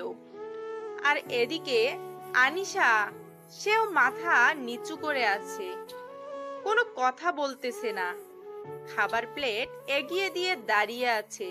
আপনি কি এখানে থাকবেন নাকি 2 দিনের ভেতর চলে যাবেন? যদি 2-1 দিনের ভেতরে চলে যান তাহলে যে টাকাটা হয় সেটা এখন অগ্রিম দিতে হবে। আনিশার কথা শুনে আশিক চোখ তুলে সামনের দিকে তাকিয়ে যে মানুষটাকে দেখতে পেল, সে কল্পনা করতে পারেনি যে এইভাবে তার এই প্রিয় মুখটা সে দেখতে পারবে। আনিশার এই রকম অবস্থা আশিক কখনো কল্পনা করতে পারেনি যে সেই মানুষটার সাথে আবার দেখা হবে। তুমি এখানে কাজ করতেছো? আপনার কথা ভুল হচ্ছে মনে হয়। আর আপনি কি বলতেছেন আবোল তাবোল? আমি আপনাকে টাকার কথা বলতেছি। আমাকে চিনেও না, না চেনার ভান করতেছো, এটা কিন্তু ঠিক না। কতদিন পর তোমার দেখা পেলাম আর তুমি আমার সাথে এরকম ব্যবহার করতেছো। হাজিব কথা বলেছেন আপনি। আমি আপনাকে চিনি না, না চেনার ভান করব কিসের জন্য? আপনাকে তো আমি কখনো দেখিইনি। দেখো আনিসা, আমি তখন ভুল করেছিলাম, আমার ভুলের প্রায়শ্চিত্ত হয়েছে। আমি তোমাকে পুরো বাংলাদেশে খুঁজতেছি। আপনার কোথাও ভুল হচ্ছে। আপনি প্লিজ যদি আমার প্রশ্নের উত্তরটা দিয়ে দেন তাহলে খুব ভালো হয়। তুমি কেন আমার সাথে এরকম করতেছো? কেন আমাকে দেখেও না দেখার ভান করতেছো? কেন আমাকে চিনেও না চেনার ভান করতেছো? আমার সাথে এত রাগ তোমার? আমার ফালতু কথা বলার সময় নেই। আমি এখানে কাজ করি, আমাকে সময় অনুযায়ী সব কাজ করতে হয়, তাই আমার কাছে সময় একটা মূল্যবান সম্পদ। দেখো, তুমি আমাকে ভুল বুঝতেছো, প্লিজ ক্ষমা করে দাও না। আর তুমি আমাকে চিনেও না চেনার ভান করতেছো, বুকে আসো না প্লিজ। আনিশার অনেক ইচ্ছা করতেছে আশিককে জড়িয়ে ধরে তার বুকের যত যন্ত্রণা আছে, যত চাওয়া আছে সব মিটিয়ে নিতে, কিন্তু সে কখনোই এটা করবে না। আর আনিশার ভিতরটা পুড়ে যাচ্ছে, হাহাকার করতেছে। আজকে সামনে পেয়ে তাকে বুকে নিতে পারছে না, কোনো এক দ্বিধার কারণে। সে মনে মনে নিজেকে তৈরি করতেছে, সে মনে মনে অনেক কঠোর হতেছে। সে নিজেকে নিজে বলতেছে এভাবে ভেঙে পড়লে কখনোই সে পৃথিবীতে বেঁচে থাকতে পারবে না। তাকে অনেক কঠিন কথা বলতে হবে, কঠিনের থেকেও কঠিন। কথা না বলে কোথায় যাচ্ছ? আমার সাথে তোমাকে কথা বলতে হবে, আর আমার প্রশ্নের উত্তর তোমাকে দিতেই হবে। আমি কারো কথা শুনতে বাধ্য না, আর আপনাকে যেটা বলেছি সেটার উত্তর দেন। আপনি কি এখানে থাকবেন নাকি চলে যাবেন 2-1 দিনের মধ্যে? এই নাও তোমার টাকা, আর এখন আমার কথার উত্তর দাও তুমি, না হলে কিন্তু কি করব ভেবে পাচ্ছি না। এভাবে কথা বললে কিন্তু এখান থেকে জীবিত ফিরে যেতে পারবে না, বুঝতে পারতেছেন? এখানেই মেরে গুম করে দেব। তুমি কেন আমার সাথে এরকম করতেছো? আমি কি ক্ষমা পাওয়ার যোগ্য না? আমাকে কি ক্ষমা করা যায় না? আপনি আজব কথাবার্তা বলতেছেন। কারণ হচ্ছে যে আমি আপনাকে যেহেতু চিনি না, তাহলে আপনার কিসের উত্তর দেব আমি বুঝি না। দেখো, মাথা গরম করাবে না কিন্তু। এতদিন তোমাকে খুঁজেছি, পাইনি, আর আজকে পেয়েছি। আর আজকে তুমি নাটক শুরু করে দিয়েছো। ক্ষমা করবে কিনা সেটা বলো। আপনি কিন্তু একটু বাড়াবাড়ি করতেছেন, এটা কিন্তু কখনোই ঠিক না। আপনি আমার সাথে এরকম বাড়াবাড়ি করতে পারেন না, যেহেতু আমি আপনাকে চিনি না। তুমি আমার সাথে এরকম ব্যবহার করতে পারো না। তুমি এখানে দাঁড়িয়ে আমার সাথে কথা বলবে। চলে যাচ্ছ কিসের জন্য শুনি? ভুল করেও আমার পেছনে পেছনে আসবেন না, তাহলে কিন্তু খবর খারাপ হবে বলে দিলাম। এখান থেকে বেঁচে ফিরতে পারবেন না। প্লিজ আমাকে মাফ করে দাও, না হলে আমি বাঁচতে পারবো না। প্লিজ আমাকে মাফ করে দাও। আমি বুঝতে পেরেছি তোমাকে ছাড়া থাকা আমার কতটা কষ্টকর। কেন আপনি আমার সাথে এরকম ব্যবহার করতেছেন? বলতেছি তো আমি আপনাকে চিনি না, তারপরও কেন আপনি আমার সাথে এরকম জোর জবরদস্তি করতেছেন বুঝি না। আমি বুঝতে পেরেছি তোমাকে ছাড়া আমার চলবে না। কখনো তুমি জানো এই 4টা বছর আমি বুঝতে পেরেছি তোমাকে ছাড়া আমার চলবে না কখনো। তুমি জানো এই 4টা বছর আমার কিভাবে কেটেছে, আমার ভিতরে কতটা জ্বালা যন্ত্রণা গিয়েছে। প্রতিটা দিন প্রতিটা রাত আমি তোমাকে পুরো বাংলাদেশ তন্ন তন্ন করে খুঁজেছি। আমার যত পরিচিত মানুষ ছিল সবাইকে তোমার ছবি সেন্ড করেছি শুধু তোমাকে খুঁজে পাওয়ার জন্য, কিন্তু তোমার খোঁজ পাইনি আমি। এত তাড়াতাড়ি আমাকে পাওয়ার জন্য এত আকুলতা কিসের জন্য? আমি তো গ্রামের খ্যাত মার্কা একটা মেয়ে, আর আপনার মায়ের কাছে একজন কাজের মেয়ে। আপনার কাছে শুধু একজন ভোগ্যপণ্য, আর আপনার তো কোটিপতি মেয়ে আছে, তাহলে আমাকে লাগবে কিসের জন্য? তুমি বিশ্বাস করো, সেদিনের পর আমি রিয়ালাইজ করতে পেরেছি যে তুমি ছাড়া আমি কতটা একা। তোমাকে ছাড়া আমি কখনোই চলতে পারবো না এতটা পথ। এতদিন যেহেতু চলতে পেরেছেন, তাহলে এখনো চলতে পারবেন, কোনো সমস্যা হবে না। আমাকে আমার মতো থাকতে দেন, আর আপনি আপনার মতো এখানে কাউকে বলবেন না যে আপনি আমার সেই অতীত। তুমি এরকম করতেছো কিসের জন্য? চলো না ফিরে যাই আমরা আমাদের আগের বাসায়, আগের ঠিকানায়। তুমি কেন আমাকে এভাবে অবহেলা করতেছো আমি বুঝতে পারতেছি না। তোমাকে তখন আমি ধোঁকা দিয়েছি, তোমাকে কষ্ট দিয়েছি, তোমাকে অত্যাচার করেছি, তোমাকে নানা ধরনের কটু কথা বলেছি। সেটা কখনো সম্ভব না। আমি কখনো আপনার জীবনে আর ফিরে যেতে পারবো না, আমার পক্ষে সম্ভব না। আমাকে মাফ করবেন। তুমি কেন বুঝতে পারতেছো না? আমি সত্যি তোমাকে ভালোবাসি। তোমাকে ছাড়া আমি আর চলতে পারবো না। এতদিন যে আমি কি কষ্টটা পেয়েছি, আজকে তোমাকে দেখার পর জানো আমার বুকে কি একটা শান্তি বিরাজ করতেছে। আমি বলতেছি আপনি আমার পেছনে আর কখনোই আসবেন না। এখন থেকে আমাদের আর কখনো কথা হবে না, এখানেই শেষ। কি বলতেছো এসব কথা? আমি বুঝতেছি না। আমি তোমাকে ছাড়া থাকতে পারবো না। প্লিজ তুমি আমাকে মাফ করে দাও। প্লিজ প্লিজ প্লিজ, আমি তোমার হাতে ধরে বলতেছি, তাও তুমি আমাকে মাফ করো। এখানে কিন্তু সিন ক্রিয়েট করতেছেন আপনি। যে কেউ দেখে ফেললে আমার মান সম্মান চলে যাবে। এখানে সম্মানী ব্যক্তি একজন আমি। সবাই তো আমাদের পরিচয়টা জানে না, তার জন্য হয়তো এরকম ভাববে, কিন্তু আমাদের তো যায় আসে না, তাই না? আমরা স্বামী স্ত্রী। কিসের স্বামী স্ত্রী? আমরা কোনো সময় স্বামী স্ত্রী না। আপনি আমার সাথে কোনো কথা বলবেন না, এখান থেকে চলে যান বলছি। আর যদি থাকতে চান তাহলে আপনি আপনার মতো থাকেন, আর আমার মতো আমাকে থাকতে দেন। আমাকে এখন ডিস্টার্ব করবেন না। আপু তুমি এখানে কি করতেছো? আর এই মানুষটাকে কি চেনো, নাকি তোমাদের কথা কিছু শুনলাম তাতে মনে হচ্ছে তোমরা একে অপরকে চেনো? সেরকম কিছু না, আমরা এমনিতেই কথা বলতেছিলাম টাকার বিষয় নিয়ে, আর সেখান থেকে এমনিতেই একটু কথা বলতেছিলাম, তার থেকে অন্য কিছু না। আর তুই ওকে এখানে নিয়ে এসেছিস কিসের জন্য? কান্না করতেছিল, তোমার কাছে নাকি যাবে তার জন্য নিয়ে আসলাম। আর তুমি এখানে কি করো? নিজের কাছে আসো একটু অপরিচিত মানুষের সাথে, তোমার কিসের কথা? আমিও তাই বলতেছিলাম ওনাকে, যে আমার সাথে এত কথা না বলে তোমার সাথে কথা বলতে বলেছিলাম। কিন্তু দেখো আমাকে উল্টা প্রশ্ন করতেছে। এই মানুষটাকে বুঝিয়ে বল তিনি যেন যা কথা আছে তোর সাথে বলে, আমার সাথে যেন কোনো কথা না বলে। তুমি তাহলে আবিরকে নিয়ে নিচে যাও, আমি ওনাকে বুঝিয়ে বলতেছি। যদি না বোঝে তাহলে ওনাকে এখান থেকে তাড়িয়ে দেবো। এর থেকে তো আর কোনো সমাধান থাকবে না, তাই না? উনি টাকা দিয়ে ফেলেছে, তাই তাকে তাড়িয়ে দেওয়া যাবে না। আর কথা হচ্ছে তিনি থাকতে চায় থাকবে, আমাদের তো সমস্যা নেই, কিন্তু যা কথাবার্তা আছে শুধু তোর সাথে বলবে, আমি আর উপরে আসবো না। আচ্ছা তাহলে তুমি আবিরকে নিয়ে যাও, আমি তাকে বুঝিয়ে বলতেছি, তোমার কোনো সমস্যা হবে না। তোকে এখানে কোনো কথা বলতে হবে না, তুই চুপচাপ আমার সাথে আয়। এখানে তো আর কোনো কথা বলা লাগবে না, সেটা তো বলেই দিলাম। উনি তো শুনে নিয়েছে, তাই না? ছেলেটা কিন্তু অনেক কিউট হয়েছে। আর কতদিন এভাবে চলবে? সে তো একা একা আর বড় হতে পারবে না। লোকটা কি বলতেছে আপু? আর আমি কি ধরে নিতে পারি এই ব্যক্তি তোর অতীত? তোকে এখানে থাকতে হবে না, তুই চল তো আমার সাথে। আর ওনার যা লাগে আমি সব কিছু দিয়ে রেখেছি, আর রাতের আগে কোনো কথা বলা লাগবে না। উনি কাজের সন্ধানে এসেছে, কাজ করুক, আমাদের কি? আমি যেটা বলেছি ভেবে দেখো, কিন্তু আমি কিন্তু তোমাকে না নিয়ে এখান থেকে কোথাও যাব না, সেটা মাথায় রেখো। আপনি এসব কি বলতেছেন? আমার আপুকে আপনি কোথায় নিয়ে যাবেন? আপনাকে এখানে থাকা লাগবে না। এই নেন আপনার টাকা, আপনি চলে যান এখান থেকে। আপনাকে আমি এখানে রাখতেছি না। বড়দের সম্মান দিয়ে কথা বলো অন্তর, না হলে কিন্তু থাপ্পড় খাবি। বড়দের সম্মান দিয়ে কথা বলো অন্তর, না হলে কিন্তু থাপ্পড় খাবি। এখান থেকে চল আমার সাথে। আর এখানে এক মুহূর্তও থাকতে চাচ্ছি না। উনি থাকবে, টাকা দিয়েছে, ওনার খাবার সময় মতো পৌঁছে দিবে, ঝামেলা শেষ। আচ্ছা আপু, তুমি যেহেতু বলতেছো সেটাই হবে। আমি আর এখানে কোনো কথা বলবো না। এখন আমি চুপচাপ হয়ে গেলাম, তোমার যা খুশি তাই করো, কিন্তু আমি চাই তুমি সুখে থাকো। তোমার মাঝে যেন আর কোনো কালো মেঘের ছায়া এসে ভিড় না করে। আচ্ছা, তাহলে আর কোনো কথা হচ্ছে না এখানে।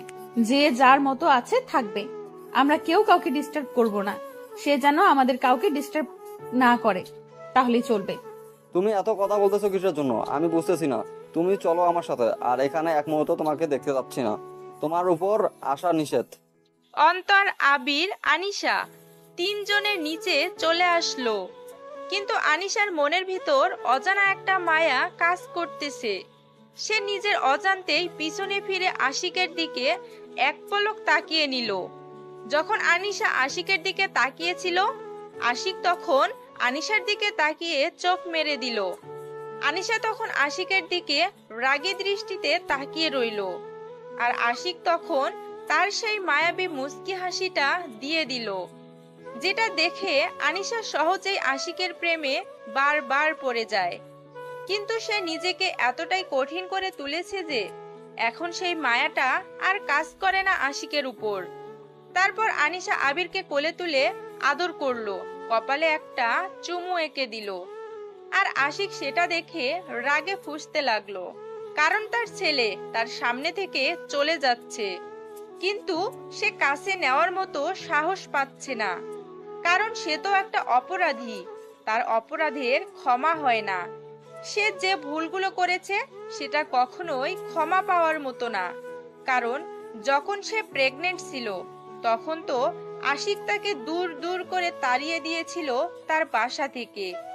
একটা মেয়ের যখন স্বামীকে সব থেকে বেশি কাছে থাকা প্রয়োজন, তখনই তো আশিক তাকে দূরে ঠেলে দিয়েছিল। কিন্তু আশিক মনে মনে ভাবতেছে সে এরকম ভুল আর কখনো করবে না। সেটা ভেবে মুস্কি হাসি দিয়ে সে রুমের ভিতর চলে আসলো, আবার ফোনটা হাতে নিল। হ্যালো আব্বু, আমি তোমার বৌমাকে খুঁজে পেয়েছি। আজকের দীর্ঘ 4 বছর পর তুমি আয়োজন করা শুরু করে দাও। আমি খুব শীঘ্রই তোমার বৌমাকে নিয়ে যাচ্ছি। কি বলতেছিস, সত্যি নাকি? আমার বৌমাকে তুই খুঁজে পেয়েছিস? আর তার এখন কি অবস্থা? আমি তার কাছে যাব, তুই আমাকে ঠিকানা সেন্ড কর, আমি আজকে রওনা দেব। তোমাকে এখানে আসতে হবে না, আমি খুব তাড়াতাড়ি তাকে নিয়ে বাসায় ফিরে আসব। আর তুমি টেনশন করবে না। আর তোমার একটা ফুটফুটে নাতি আছে। কি বলতেছিস তুই, সত্যি নাকি? এটা তাহলে তো আমি আর এখানে থাকছি না। তুই কোথায় আছিস আমাকে তাড়াতাড়ি ঠিকানা সেন্ড কর, আমি এক্ষুনি রওনা দেব। আচ্ছা, আমি তোমাকে মেইল করে ঠিকানা সবকিছু পাঠিয়ে দিচ্ছি। তুমি এসে তাদেরকে একটু ম্যানেজ করো। তোমার বৌমা আমার উপর অনেক রাগ করে আছে, যার জন্য আমার সাথে কথাই বলতেছে না। তোর বাপ থাকতে তোকে এত টেনশন করতে হবে না। আমি যাচ্ছি তো, দেখবি সব ঠিকঠাক হয়ে যাবে। আর তুই তাকে নিয়ে ফিরে আসতে পারবি। আর আমি একটা খেলার সঙ্গী পেলাম। আচ্ছা আব্বু, তাহলে তোমার সাথে পরে কথা হবে। এখন আমি ফোনটা রাখতেছি, তোমার সাথে পরে কথা বলবো এই বিষয় নিয়ে। আর তোমাকে ঠিকানা সেন্ড করতেছি, তুমি চলে আসো। কি নিয়ে এত টেনশন করতেছো তুমি? বুঝতেছি না, এত সমস্যা কিসের? আমি আবার কি নিয়ে টেনশন করব? আমি তো ঠিক আছি। আর আমাকে দেখে কি মনে হচ্ছে আমি টেনশনে আছি? এখন আমাকে কাজ করতে হবে, আমাকে কাজ করতে দে। আপু, দুলাভাই কিন্তু দেখতে অনেক হ্যান্ডসাম, দেখতে সত্যি অনেক সুন্দর, তাই না? তুই যদি আর একবার আমার সামনে এমন নোংরা মানসিকতার কথা তুলেছিস, তাহলে কিন্তু তোর খবর আছে বলে দিলাম। তাই সাবধানে থাকিস, আর ওই মানুষটার সাথে কোনো কথা বলবি না। তুই শুধু কাজের কথা ছাড়া অন্য কোনো আজাইরা কথা তো বলবিই না। আচ্ছা আপু, তুমি যা বলবে তাই হবে। আমি কোনো কথা বলবো না, আমি চুপচাপ থাকবো, শুধু কাজের কথাই বলবো।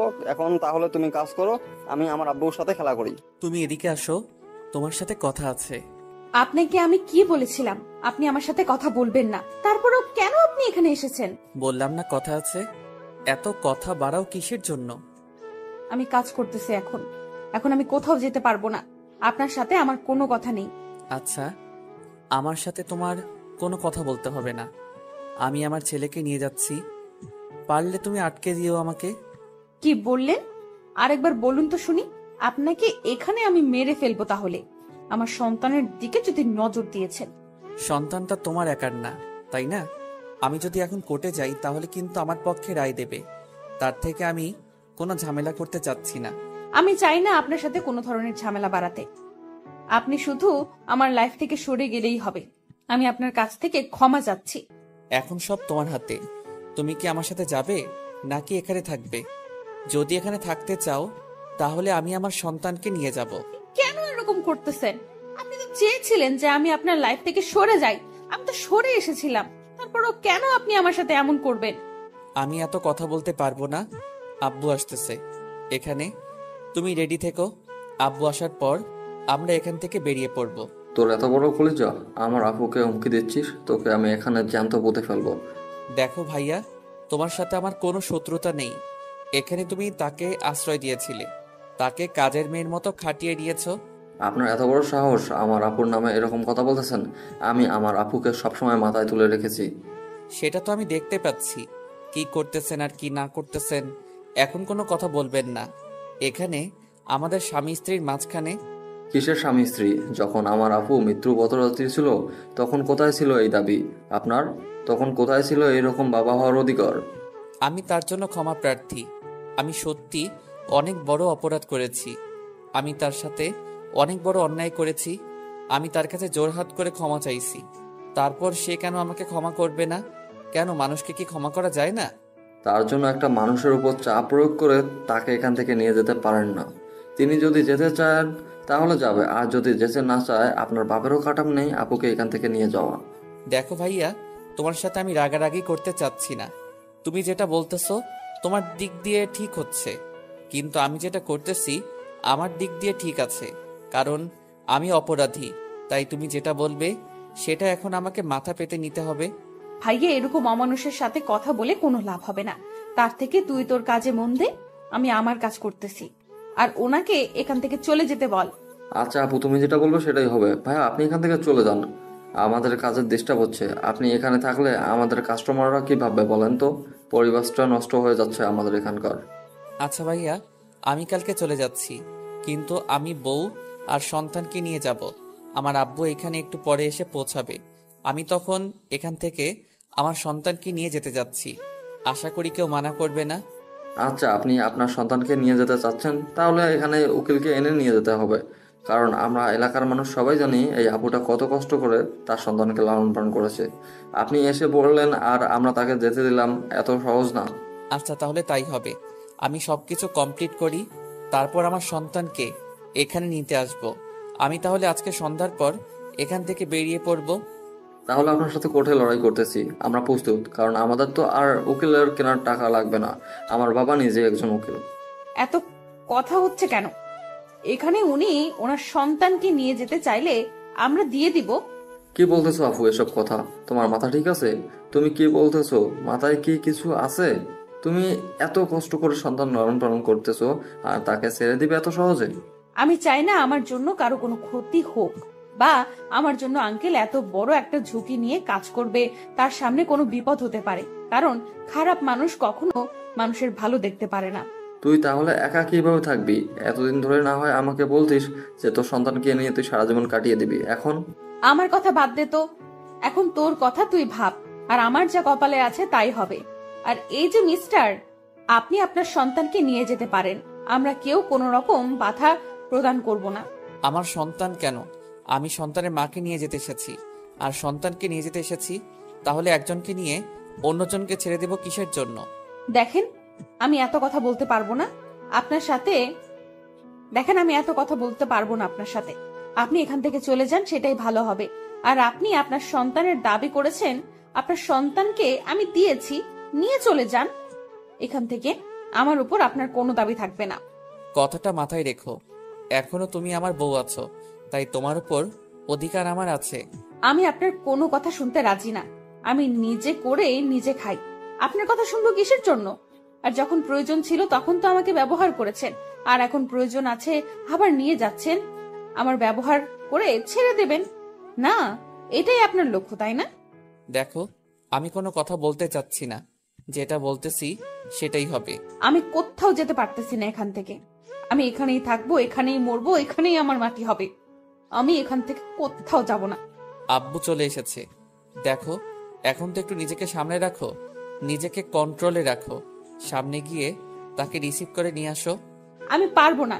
কিসের জন্য যাব? আমার তো এখানে আপনাদের কাউকে চিনি না। সো আপনারা আপনাদের মতো থাকেন। এবার কিন্তু বাড়াবাড়ি হয়ে যাচ্ছে, ভালো হবে না বলে দিলাম। তাই যেটা বলতেছি সেটাই করো।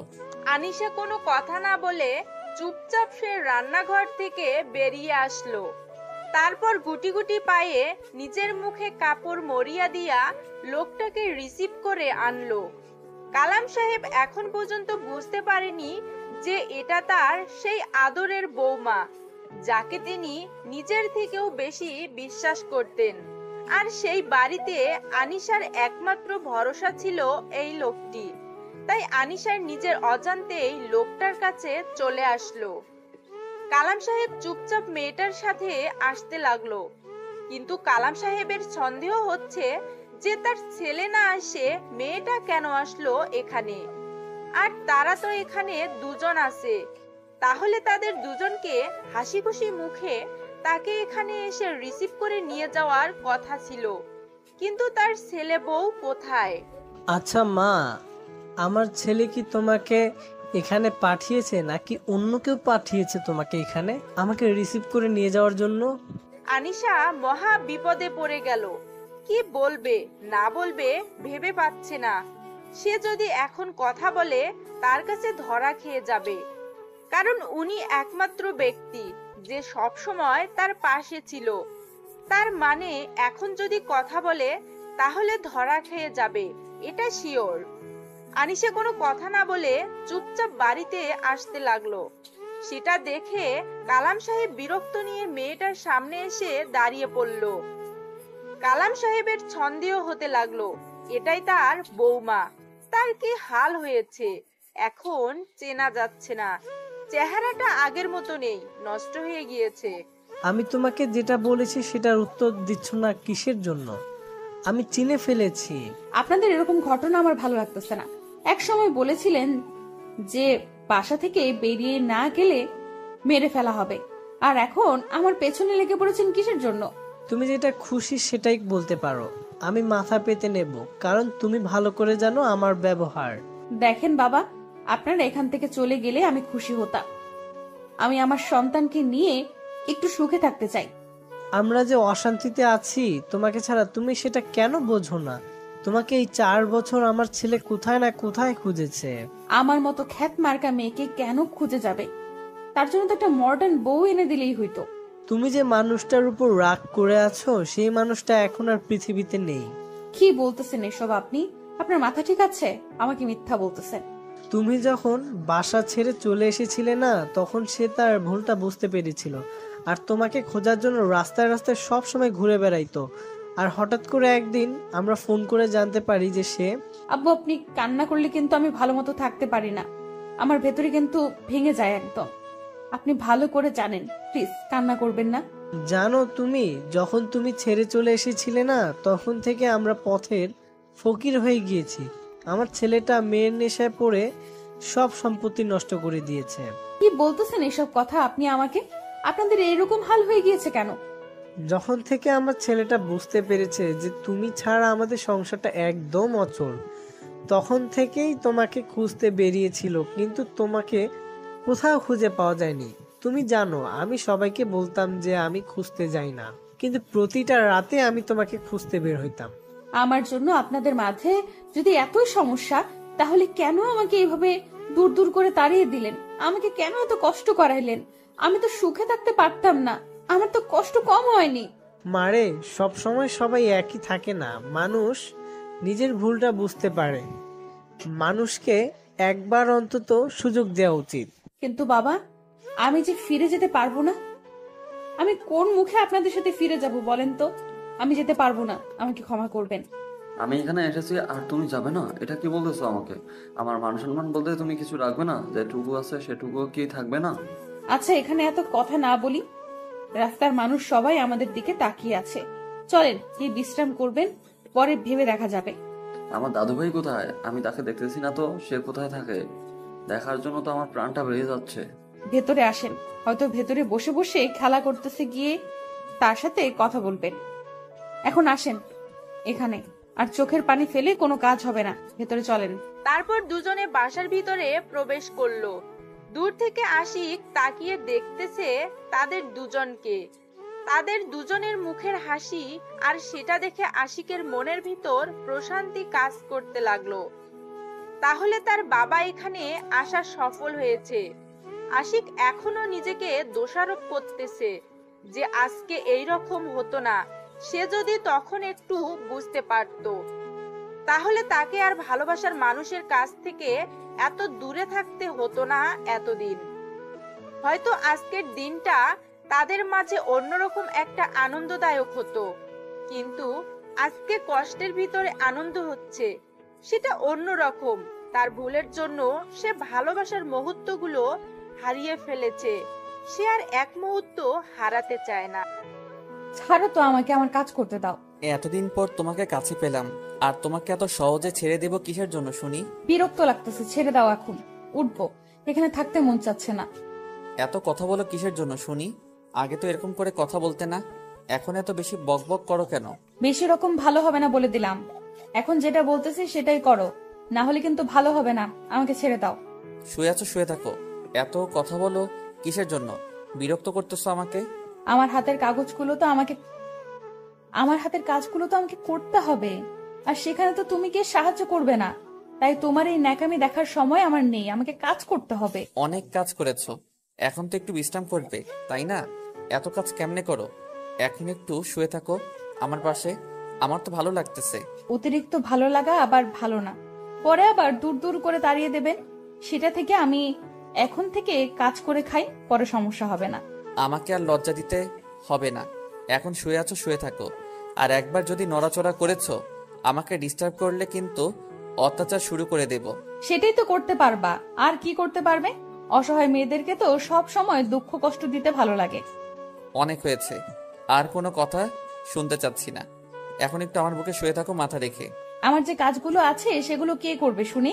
আমাকে আমার কাজগুলো করতে দাও, আর এখন ডিস্টার্ব করবে না। আচ্ছা, কি আর করার, এত কথা বললে তো আর তোমাকে ধরে রাখা যাবে না। এখন আমাদের ছেলের একটা বোন দরকার, তাই না? এটা পরে দেখা যাবে, এখন আপাতত লাগবে না তার বোন। আচ্ছা, আমার ছেলেটা কোথায় থাকে? তাকে তো সকাল থেকে তো দেখতে পাচ্ছি না, কই সে? এখন আমাকে কি ছেড়ে দিবেন? না এভাবে পেটের উপর হাত রেখেছেন কিসের জন্য? ছেড়ে দেন আমাকে। এতক্ষণ তো তুমি তুমি করে বলতেছিলে, এখন আবার আপনি হয়ে গেলাম, ব্যাপার কি? এখানে কোনো ব্যাপার স্যাপার নাই, এখানে কোনো ব্যাপার স্যাপার নাই। এখন যেটা বলতেছি সেটাই করেন, না হলে কিন্তু আমি চিৎকার করতে বাধ্য হব। এখনো তুমি ছোট বাচ্চা না যে চিৎকার করবে। এখন তোমার একটা বাচ্চা আছে, তোমার একটা মান সম্মান আছে, তাই না? ভালো লাগতেছে না বলে দিচ্ছি, তারপরও কেন আপনি আমার সাথে জোর জবরদস্তি করতেছেন? বললাম তো পরে, এখন না। তাহলে কখন? আমি কিন্তু আর দেরি করতে পারবো না। কালকে থেকে যে পরিমাণ জ্বালাতন করতেছে। আমি আপনার কি ক্ষতি করেছি? আপনি কেন আমাকে সেখান থেকে নিয়ে এলেন? তারা কি কষ্ট পেয়েছে দেখেছেন? তাদের দিকে তাকিয়ে একবারও। তারা কি তোমাকে সেখানে বসিয়ে রেখেছিল যে তারা কষ্ট পাবে? তোমাকে দিয়ে তো তারা কাজ করিয়ে নিয়েছে, তাই? আপনার মতো স্বার্থপর মানুষ কখনো মানুষের ভালোবাসা দেখবে না, শুধু কাজগুলো দেখবে, সেটা ভালো করে জানি। আর তারা কি পরিমাণ যে আমাকে ভালোবেসেছিল সেটা আমার মন জানে আর আমি জানি। আর আপনারা তো শুধু উপরটা দেখেছেন। তুমি তাদের জন্য আমাকে এত কথা বলতেছো, আর তারা কি এমন হয়ে গিয়েছে তোমার যে তার জন্য আমাকে কথা শোনাচ্ছ?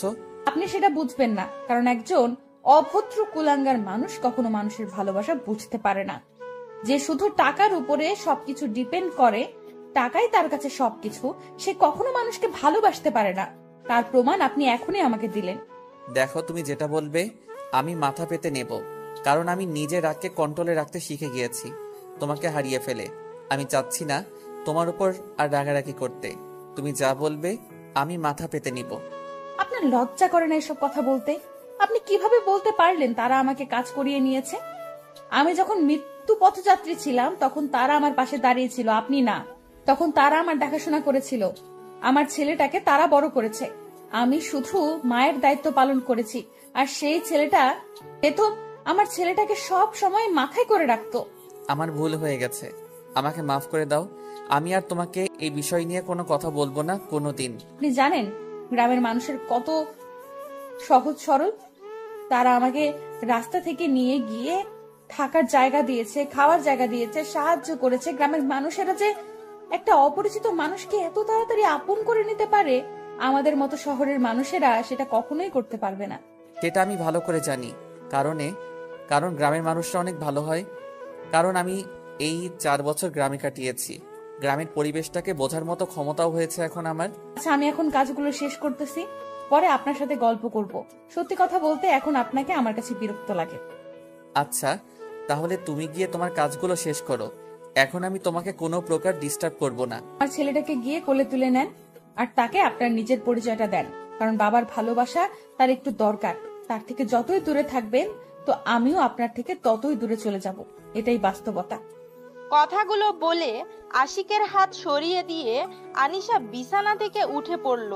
তারপর বাথরুমে গিয়ে হালকা ফ্রেশ হয়ে বেরিয়ে আসলো। আশিক এখনো সেখানে শুয়ে আছে, আর আনিশা সেদিকে কোনো লক্ষ্য না করে তার নিজের মতো করে কাজ করা শুরু করে দিল বাসার। আশিক শুয়ে শুয়ে ভাবতে লাগলো, আনিশা যে কথাগুলো বলেছে সেটা অক্ষরে অক্ষরে সত্যি বলেছে। কারণ আশিকের মনের ভিতর টাকার মোহ এতটাই কাজ করেছিল যে সে প্রকৃত ভালোবাসাগুলো অনেক আগেই ভুলে গিয়েছে। সে শুধু টাকার নিচে পড়ে গিয়েছে। আশিক মনে মনে স্থির করলো, সে এখন আর টাকার পিছনে ছুটবে না। সে এখন অসহায় মানুষের পাশে দাঁড়াবে, তাদের ভালোবাসায় সে বেঁচে থাকবে এই সমাজের বুকে, আর তার ছেলের কাছে একজন আদর্শ বাবা হবে, আর তার স্ত্রীর কাছে আদর্শ একজন স্বামী হয়ে উঠবে। কথাগুলো মনে মনে ভাবতে ভাবতে আশিক তার বাপের কাছ থেকে তার সন্তানকে কোলে তুলে নিল। আবির আশিকের দিকে এক দৃষ্টিতে তাকিয়ে আছে, কোনো কিছু না বলে চুপচাপ আশিকের কোলে আছে। আর আশিকের দিকে এক দৃষ্টিতে তাকিয়ে আবির এখনো জানে না যে আশিক তার বাবা। আব্বু, তোমার কি লাগবে বলো, আমি তোমাকে সবকিছু এনে দেব। আঙ্কেল, আমাকে আব্বু বলে ডাকবেন না, আমাকে শুধু একজন আব্বু বলে ডাকে, আমার মামাই। আমি তার কাছ থেকে অনুমতি নিয়েছি, আমি এখন থেকে তোমাকে আব্বু বলে ডাকবো। আচ্ছা আঙ্কেল, আমার মামাই কোথায় গিয়েছে? তাকে দেখি না কেন? আমি তোমার আব্বু আর তোমার মামাই সেখানে কাজ করতেছে, কিছুদিনের মধ্যে চলে আসবে। সত্যি আঙ্কেল, আপনি আমার আব্বু? আমার আম্মু বলতো আমার আব্বু নাকি অনেক দূরে থাকে। এই তো আমি এখন কাছে চলে এসেছি। আর তোমার আম্মু আর কি কি বলতো তোমাকে? অনেক কিছু বলতো, সবসময় বলতো তোমার আব্বু অনেক ভালো মানুষ, সমাজের অনেক ভালো কাজ করে। আবিরের মুখ থেকে এরকম কথা শুনে আশিক অবাক হয়ে গেল। তাহলে আনিশা তাকে ভালোবাসে কিন্তু প্রকাশ করে না। তার মনটা অনেক কঠিন হয়ে গেছে। তার ভালোবাসা পেতে সেই কঠিন মনটাকে ভেঙে আবার নরম করবে, কোমল করে তুলবে আশিক তার ভালোবাসা দিয়ে। আবিরকে সে কোলে করে নিয়ে আনিশার কাছে চলে আসলো। এসে দেখে আনিশা তাদের রুম সুন্দর করে পরিপাটি করে গুছিয়ে রেখেছে, ঠিক আগের মতো। আম্মু, এই লোকটা নাকি আমার আব্বু হয়? এটা কি সত্যি? আব্বু তাহলে কাছে চলে এসেছে? সত্যি সত্যি এটাই তোমার আব্বু, আর তার সাথে ভালোভাবে কথা বলবে, সম্মান দিয়ে কথা বলবে, কোনো রকম অভদ্রতামি করবে না। আচ্ছা আম্মু, তুমি যেটা বলবে সেটাই। এখন আমি দাদুর কাছে যাই, আমাকে অনেক সুন্দর সুন্দর গল্প শোনাইতেছিল। আচ্ছা বাবা, তাহলে তুমি যাও, গিয়ে গল্প করো, আমার হাতে কাজ আছে, সেগুলো শেষ করে তোমাকে গোসল করাবো। আচ্ছা আম্মু, আমি তাহলে গেলাম খেলতে, তুমি আমাকে এখন ডাকবে না। অতিরিক্ত কোনো কিছু ভালো না, কিছু নাই, নিজের শরীরের প্রতি খেয়াল রাখতে হবে, তাই তোমার ঘুমানোর প্রয়োজন। বেশিক্ষণ থাকবে না, চলে আসবে তাড়াতাড়ি, বা ওখানে ঘুমিয়ে পড়বে। তারপর আবির রুম থেকে বেরিয়ে গেল। আশিক এসে রুমের দরজাটা ভিতর থেকে বন্ধ করে দিল। সেটা দেখে আনিশা অবাক হচ্ছে, কারণ আশিকের চোখে মুখে দুষ্টুমি ভরপুর করতেছে। সেটা আনিশা স্পষ্ট বুঝতে পারতেছে, কিন্তু আশিককে কোনো কিছু বলতে পারতেছে না সে। তারপর আশিক ধীরে ধীরে আনিশার দিকে এগিয়ে আসতে লাগলো, আর আনিশা আশিকের থেকে পিছনে যেতে লাগলো। আশিক যতই এগিয়ে আসতেছে, আনিশা ততই পিছিয়ে যাচ্ছে আশিকের থেকে। তারপর ধীরে ধীরে আনিশার কাছে চলে আসলো। আনিশা আর পিছনে যেতে পারে না, কারণ আনিশার পিঠ দেয়ালে লেগে গিয়েছে, তাই আনিশা আর পিছনে যেতে পারছে না। কি হলো, আপনি এভাবে আমার কাছে চলে আসলেন কিসের জন্য? কোনো কথা বলবে না, চুপচাপ আমি যেটা করব সেটাতে তুমি রেসপন্স করবে। দেখেন, ভালো হবে না বলে দিচ্ছি, আমার কাছ থেকে সরে যান, না হলে কিন্তু আমি আপনাকে। কিচ্ছু করতে পারবে না এখন। আমি তোমাকে ভালোবাসবো আর তুমি আমাকে ভালোবাসবে, এর থেকে বেশি কিছু হবে না বা কম কিছু হবে না। আপনি কিন্তু আমাকে জোর জবরদস্তি করতেছেন, এটা ঠিক না। আমি কিন্তু আবার চলে যাব, হারিয়ে যাব। আমি তো তোমার স্বামী, আমি কি তোমাকে ভালোবাসতে পারি না? আমি কি তোমাকে কাছে নিতে পারি না? তোমার কি সমস্যা? আমি কি সেটা একবারের জন্য মুখ দিয়ে বলেছি যে আপনি আমার কাছে আসলে বা আপনি আমাকে ভালোবাসলে বা আপনি আমাকে আদর করলে আমার সমস্যা হবে? আশিক আনিশার কথা শুনে নিজের ঠোঁট দুটো নিমজ্জিত করে দিল আনিশার ঠোঁটে। কতদিন পরে সে এই তৃপ্তিটা অনুভব করতেছে। আশিক যখন আনিশার ঠোঁট নিজের ঠোঁটে নিয়েছে, আনিশার মনের হচ্ছে সে অন্যরকম একটা ফিলিংস কাজ করতেছে। আনিশার শরীরে বিন্দুমাত্র শক্তি নেই। আনিশা আশিকের শরীরের উপরে নিজের শরীরটা এলিয়ে দিল, আর আশিক আনিশাকে কোলে তুলে নিয়ে বিছানার উপর শুইয়ে দিল, আর আশিক তার উপর শুয়ে পড়ল। ধীরে ধীরে দুজনেই ভালোবাসার সাগরে পাড়ি জমাতে লাগলো, একে অন্যকে জড়িয়ে ধরে ভালোবাসার তৃপ্তি মিটিয়ে নিচ্ছে। এখনো আপনারা এখানে কি করতেছেন? আপনারা যান, আপনার ভালোবাসার মানুষটাকে খুঁজে নেন আর তাকে বিয়ে করে